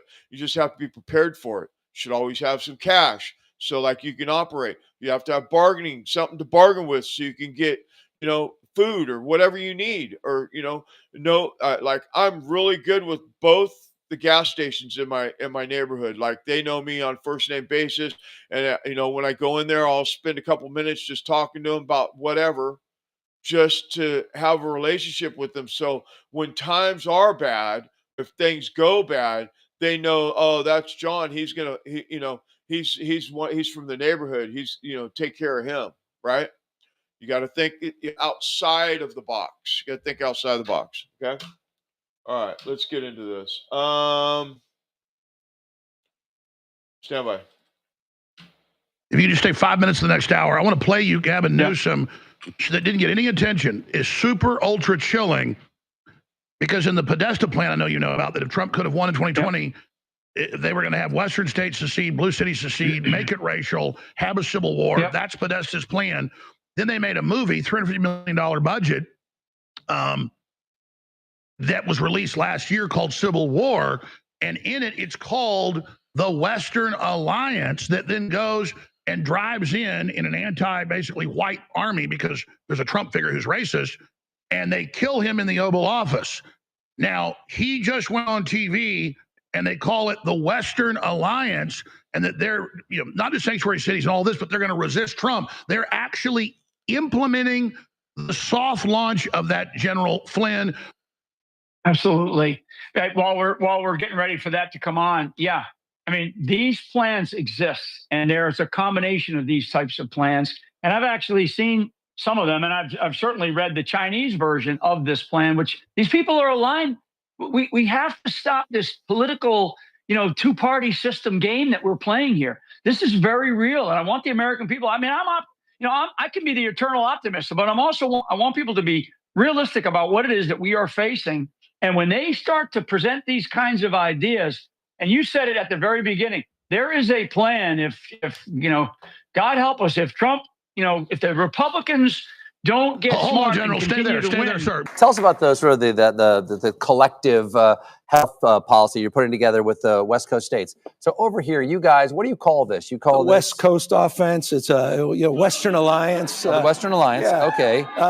What are you guys doing? What's the agreement between these states? We believe. Look, I run the largest public health system in the United States of America, California. It's the size of 21 state populations combined, with some of the best and the brightest scientists, researchers, Nobel laureates in our state. And as a consequence, we are advancing an independent scientific review panel with other states to counter the mis and disinformation coming from the CDC. They simply are not trustworthy. Yeah. Well, putting that out. Public health, not complicated. What's happening at the NIH and the CDC is heartbreaking to me. My dad was an immunologist who was at NIH under Kennedy. Yeah. And I love seeing this, personally, but tell the people why it's important that there are governmental institutions that actually are going to certify and say these are the proper treatments of these drugs. What does that mean in terms of people's insurance? Well, and we just required that insurers provide insurance and cover the cost of all of these vaccines as well.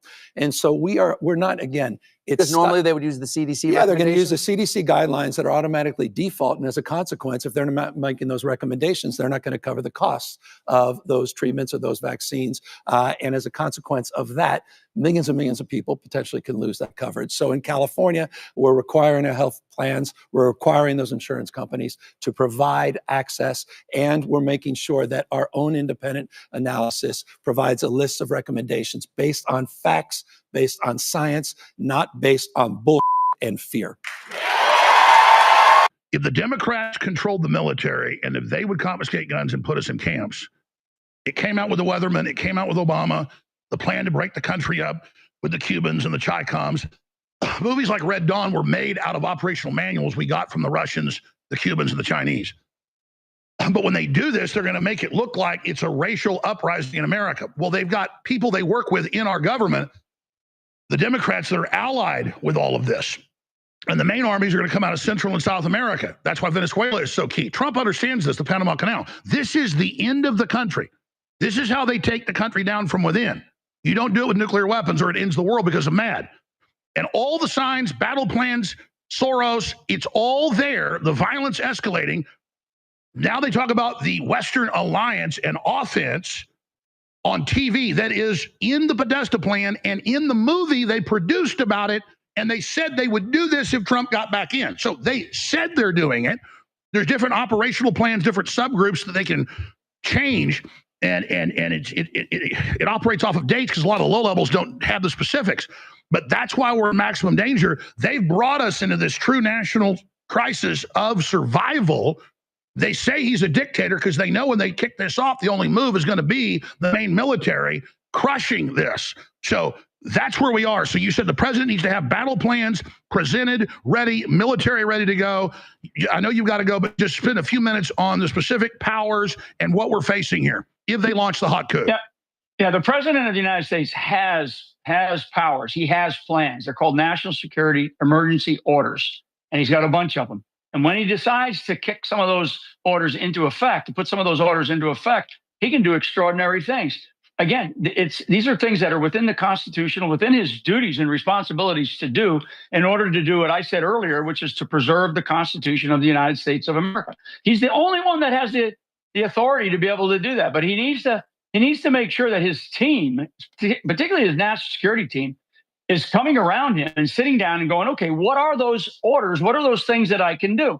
I mean, it's as much as he can take over every farmland if necessary. If we thought that China was about to biologically attack our food sources. I mean, there's so many national emergencies to consider and to put into effect. And then what happens, Alex, is they kick in a whole series of laws. They actually implement it's roughly 100 to 150 laws that then kick into effect in order to be able to do that, because this is about protecting the future of our country. And this is where I get very, very serious, because I will tell you, this is not going to be another election that we're going to do this or that. I mean, no, folks, this is it. These people have made a conscious decision to start killing people. And they started with the president of the United States. They tried, and they just killed Charlie Kirk, another person who had a great future and was already presenting to our country the kinds of visions that we needed to be thinking about from a young man's perspective. Never mind what he did for all of us, but also what we're starting to see. We're starting to see more and more of these events occur. So the president has those things. I mentioned what he needs to be presented on by his national security team. And he also needs to be updated on all these national security emergency orders that he clearly has. They're on the books. He just has to consider which ones need to be, brought to the top, and what ones do I need to think about? What are the consequences if I do, in fact, implement that order? I mean, this is. And what is the messaging? Let me ask you this in closing. What is the messaging in the info war if we're forced to do this? Because we can't, once they, and then that's why they do it incrementally. So the frog in the pot, they're turning the heat up. It's going into boil right now. They're saying it's their move. Right. We'd be fools not to believe them. Under the law and under the Constitution and his duty to preserve, that's why we have to let people know that it's hot war now. At some point, indictments and things are great, but when you got a hot coup being run with traitors inside elements of the government, at a certain point, it's actually, what Abraham Lincoln or George Washington would do if this was going on. It wouldn't be indictments, I can tell you that. So,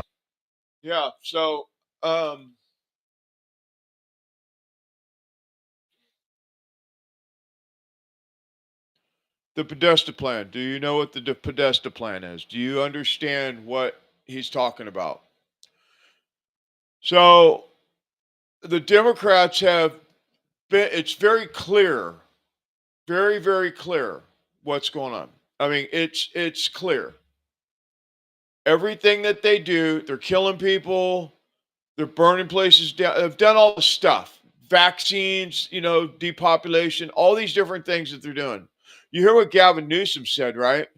So he just passed, there's a bill that just passed, I told you earlier, 771, I think it's 771, where if you say something on social media that they don't approve, that they'll fine you. First offense is like $500,000. Let that sink in for your speech. And it passed because they did it while we were all looking at the Charlie Kirk thing. During that whole thing, all the stuff that was going on that first week, and they just boom, and nobody was paying attention to it. Now, the Podesta plan. Stand by. I'm going to play this this report from John Bound on the Podesta plan.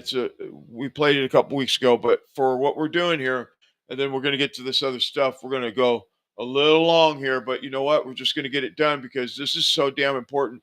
I hope you heard what General Flynn said right now and what Alex Jones said right now.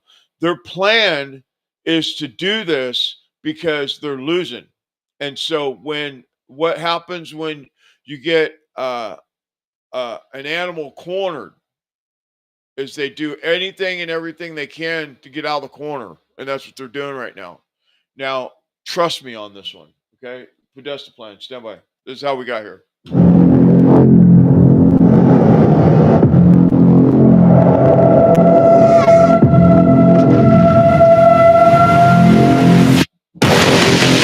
Enter the so-called Podesta plan, a plan that isn't a single neatly titled document you can Google in a heartbeat. It's the insidious undercurrent of strategies hatched by John Podesta, the longtime Clinton operative and Obama whisperer, to weaponize division, radicalize the masses, and claw back power through engineered unrest. And at its rotten heart, the Podesta plan emerges from the WikiLeaks trove of over 50,000 emails hacked from Podesta's Gmail in 2016. This is a legitimate email. John needs to change his password immediately. So the IT team said, yes, John, reset your password at that bit.ly link. Well, they actually say reset it at myaccount.google.com, which is the right link. But he just went back to the original email and used the bit.ly link, and then he got hacked. These weren't just chit-chat about pizza parties. They revealed a calculated machine, Podesta, as Hillary's campaign chair and founder of the left-wing think tank Center for American Progress, plotting to plant the seeds of the revolution in America. One bombshell email from 2012 penned by activist Sandy Newman to Podesta floated the idea of hijacking religious voters for a progressive uprising. What Kirk said was dangerous. What Kirk said was racist, rooted in white supremacy, nasty, and hate-filled. Fast forward through the leaks and you see the blueprint solidify, coordinate with media allies to amplify outrage, fund agitators through shadowy foundations, and stoke racial and cultural fault lines to delegitimize elections. It's not about winning votes. It's about winning the narrative war, turning dissent into dynamite. Reaction to the Trump tape. My reaction is it's disgusting. And I think people saw in real life what we've been saying for a long time. What Hillary said as far back as June is that he's unfit to be president of the United States.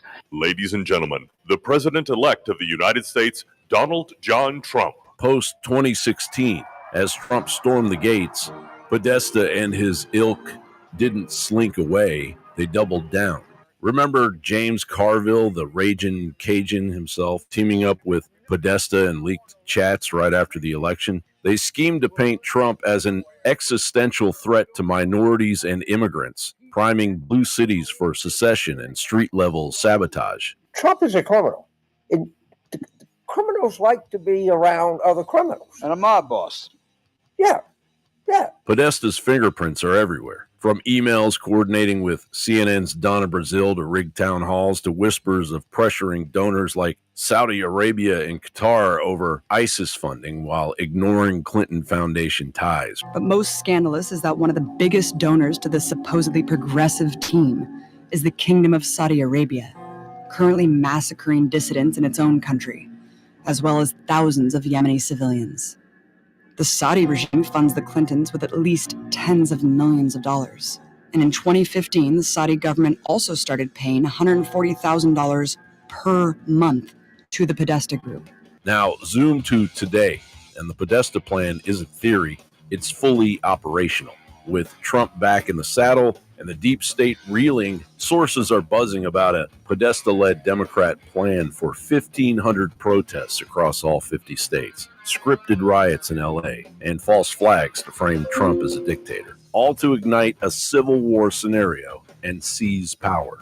Podesta is not just advising on climate scams like the Inflation Reduction Act's $370 billion green slush fund. As Karine noted, we're marking the one-year anniversary of a truly transformative piece of legislation, the Inflation Reduction Act, which is the largest investment in clean energy and climate action ever in the United States, in the history of the world.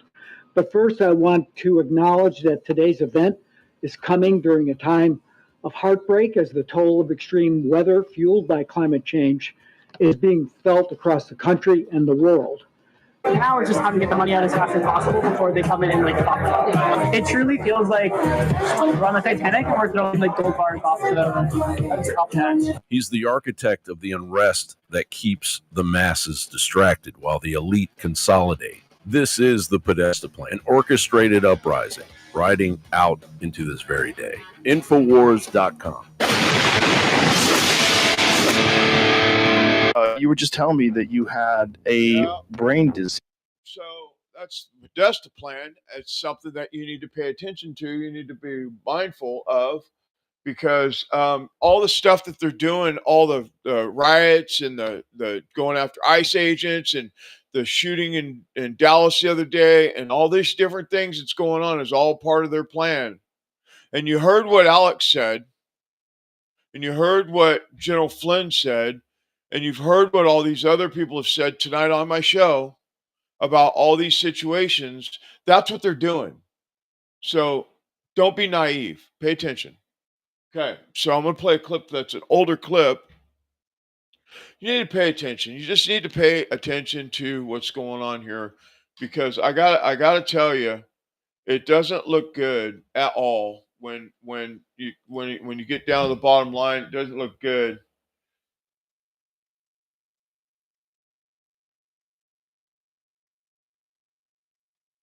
I'm looking for something.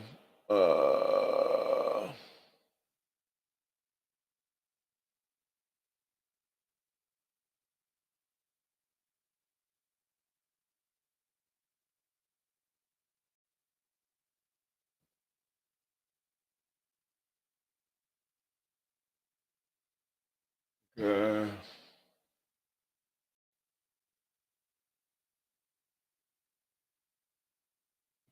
All right. This is an older clip. This is when Trump was on the campaign trail when he was doing all those brief notifications to the people. But I need you to hear this because the next few clips really explain some of the things that's going on right now that we're not paying attention to. So let me play this, and I'll play this other standby. The same people that raided Israel are pouring into our once beautiful USA through our totally open southern border at record numbers. These are the same people, many of them, that did a number in Israel, a sneak attack. Same people we have pouring into our country by the thousands. Are they planning to attack within our country? Crooked Joe Biden and his boss, Barack Hussein Obama, did this to us. We cannot let this happen. They may be planning something very, very bad. Don't forget, I'm not making this as a prediction, but there's a phrase out there. Trump was right about everything. We have to be very careful. I don't want to be right about this, but people are pouring in from the Middle East into our country, largely males, strong, young males. What's going on over here? Are we going to be raided like Israel was raided?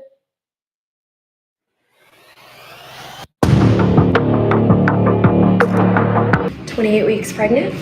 You know what I'm gonna take? Some Italian."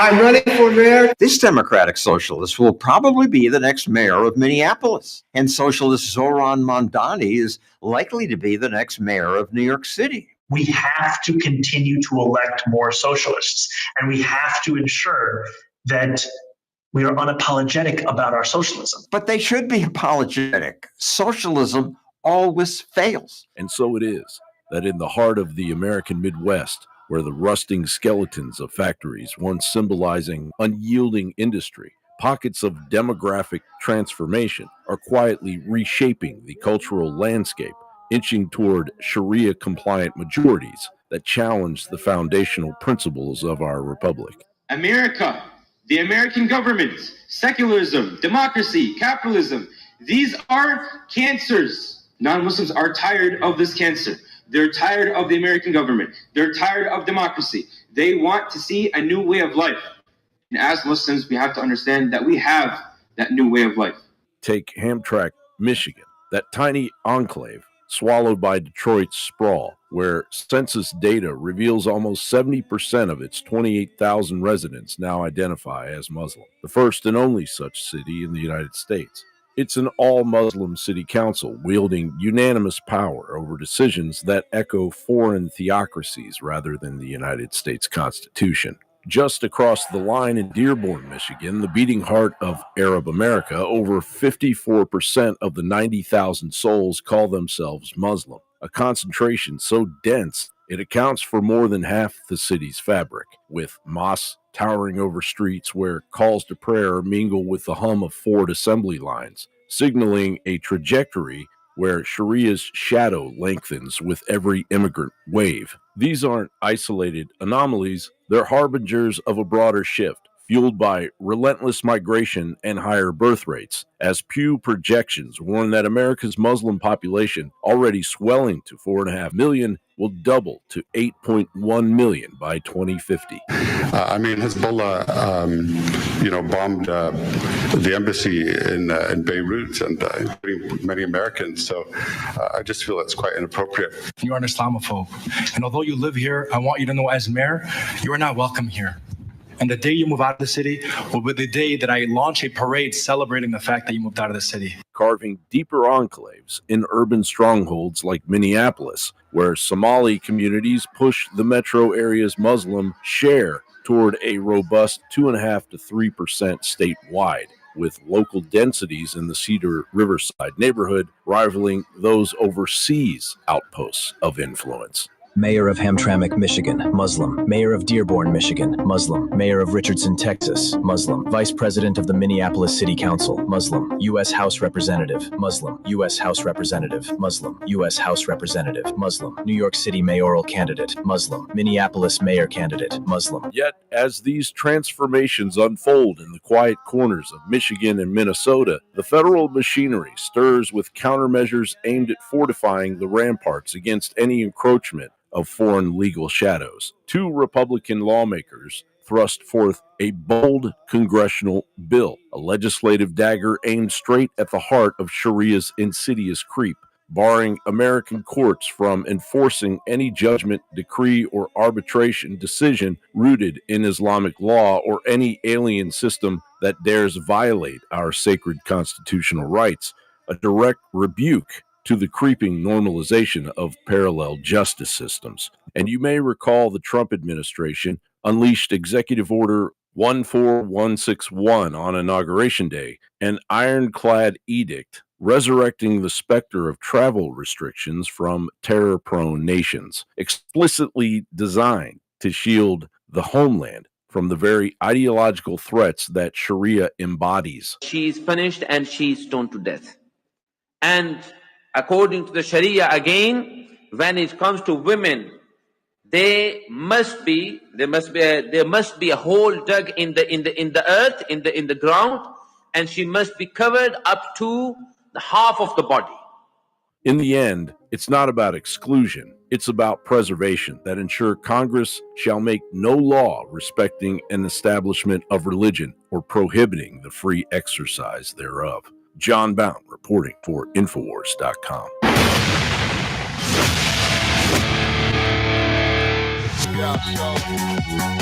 This is That's the United States, by the way. I just wanted you to know 54% are Muslim. And that was Dearborn, that one right there. That last one was Dearborn. And the population is overgrown. Now, this is the problem. Amongst them is Al-Qaeda, Taliban, they're all in there.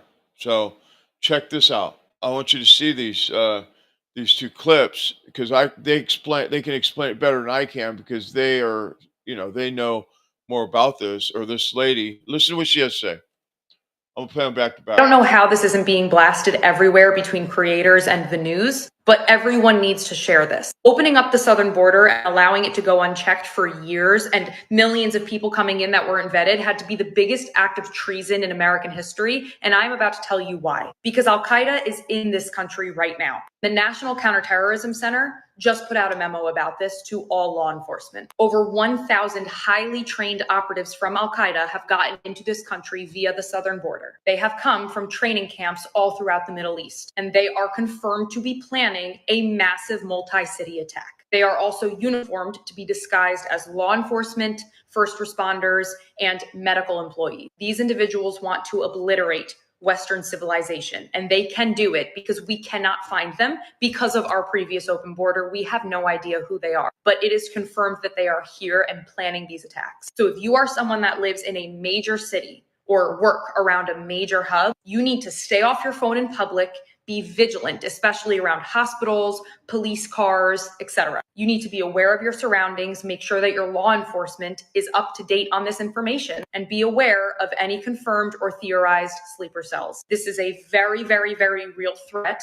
None of this has been exaggerated. And be aware that the goal of these attacks is mass casualty. Again, I do not say this lightly. I have no idea why nowhere is covering it on the news or on social media. It's literally nowhere. Maybe it's because they don't want to scare people, send people into a panic and shut down the country, but the public deserves to know this information. Again, this is coming from our highest level of intelligence. It has been confirmed, and there's really not much that we can do considering we cannot track these people. Terrorists, please be cautious. Now it's getting through Congress.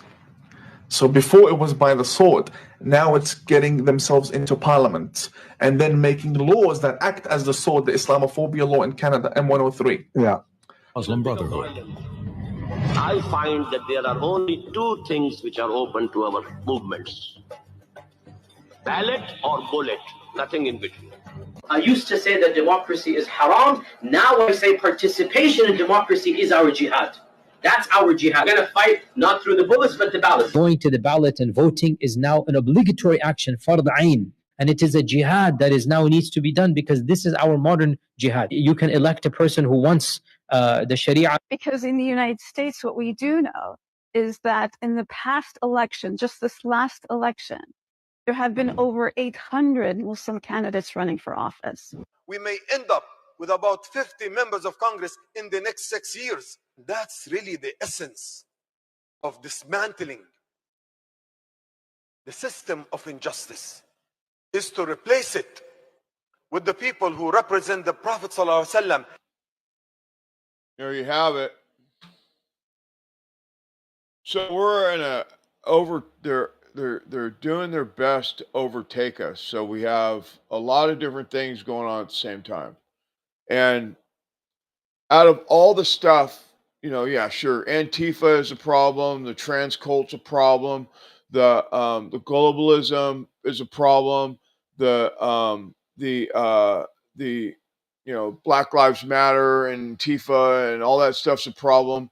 But when you start talking about the jihad that have been trained, and we covered this last year over and over and over and over, and people, I don't know if people really realize this, but so when they went into Syria and took over Syria, and I know it's over there, right? Sure, it's over there, but what they did is they sent 20,000 troops into Syria and took over Syria, overthrew the government, and now they have a jihad over there, or whatever it is, Islamic, whatever, terrorist that was on our terrorist watch list that was just at the White House with Trump or wherever he was just recently. And now he's like the president of that country, right? And so they're talking about 800 jihads taking over. 50 of them will be in office at our Congress in the next 6 years. Like these things are pretty prevalent, right? And the whole idea is to create Sharia law. And do you know what that is? We should do some research on that. We should probably do a special on jihad, on Islamic terrorists, Al Qaeda, and all that stuff, and just specifically cover that, because I don't think everybody knows what that requires. That first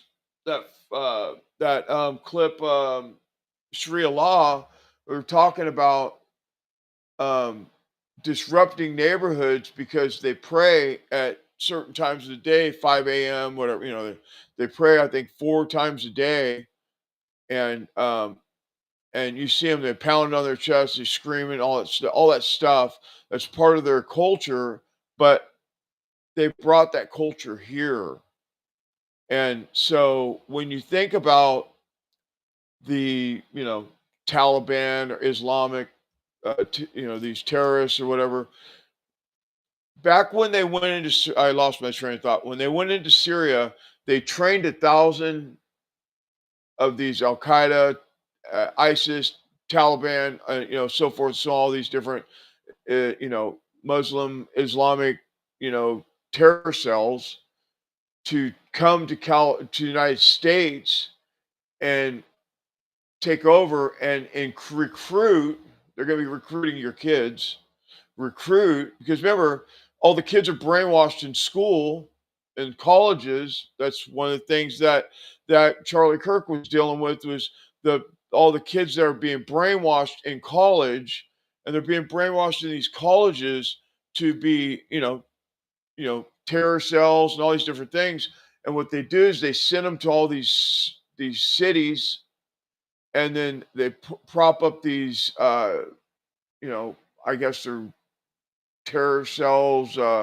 They call them sleeper cells, right? All over all these major cities all over the United States. And so what ends up happening is they're forming here. There's 1,000 of them that are trained, different some of them do the bombing, some of them do, you know, the killing, some of them do, they do all the, you know, they do all the, they all have specialists within their groups that do different things. I did a special on it. I should probably find it and repost it. It's on Rumble though, but and Getter, Rumble and Getter. You know, all my videos are on there, and I mark the videos pretty clear so you can tell what they are. But my point is, when they get the call to go and blow up a building, or you know, or a car bomb, or you know, these what were they called? These vests, they're undetected vests that they can you know, go right through metal detectors and get on a plane and blow up you know, a plane full of people. They have these undetectable vest bombs, whatever they're called. All these different things. They're using new materials that they can't be detected. And I don't know if Homeland's on that, if they've done something about it, because I know that excuse me. I know that Sarah Adams was doing her best to get this message out last year, because it's getting so hot and so prevalent right now that um, we're going to be caught by surprise if we're not paying attention. That's why that lady was saying, when you're out in public in these cities, stay off your phone. Don't be walking, texting, and all that stuff. You need to be paying attention to your surroundings, because at any minute, any time, you could get caught up in one of these terror cells and get killed. And some of them go for, you know, like what happened in Moscow, where they go in, they just go through a that was a mall with a movie theater in it. And they just went and killed everybody they could get a hold of. They just killed everybody. Some of them are trained to fight to the death. I need that to sink in. Some of them are trained to not go and attack and retreat, but go and attack and attack and attack. And they just keep fighting until they get killed. There's thousands in the United States. You need to know this. I mean, I know this sounds so crazy, but it's just the truth, man. It's just what is going on. And our government, you know, they're asleep at the switch. I know Trump is, you know, concerned about it, and I know that Homeland and Department of Defense and all that stuff, it's on their radar, but a whole bunch of stuff is on their radar. You know, I'm glad to hear that Hegseth has a meeting on Tuesday with all the generals and admirals on Tuesday. I'm glad that that's going on. So hopefully they get briefed on what's going on, because these things are part of this new system that they're creating to take down America. And I know it sounds so, just me saying it sounds so crazy, but it's just the truth. I'd like to know what you think in the comments. What do you think about this? Do you think that this is something that we need to be paying attention to, or do you think I'm just crazy conspiracy theorist? I really want to know. So I know this has been a longer show than usual. About a half an hour longer, but I just found it necessary to make sure that I cover all this stuff. And I'd like to know what your thoughts are on all this stuff. I mean, on all these different topics, you know, because I, if I'm missing something, I want you to help me, you know, get better at what I'm doing, because my goal is to help America, not anywhere, not any other country, America. Okay, America only, America first.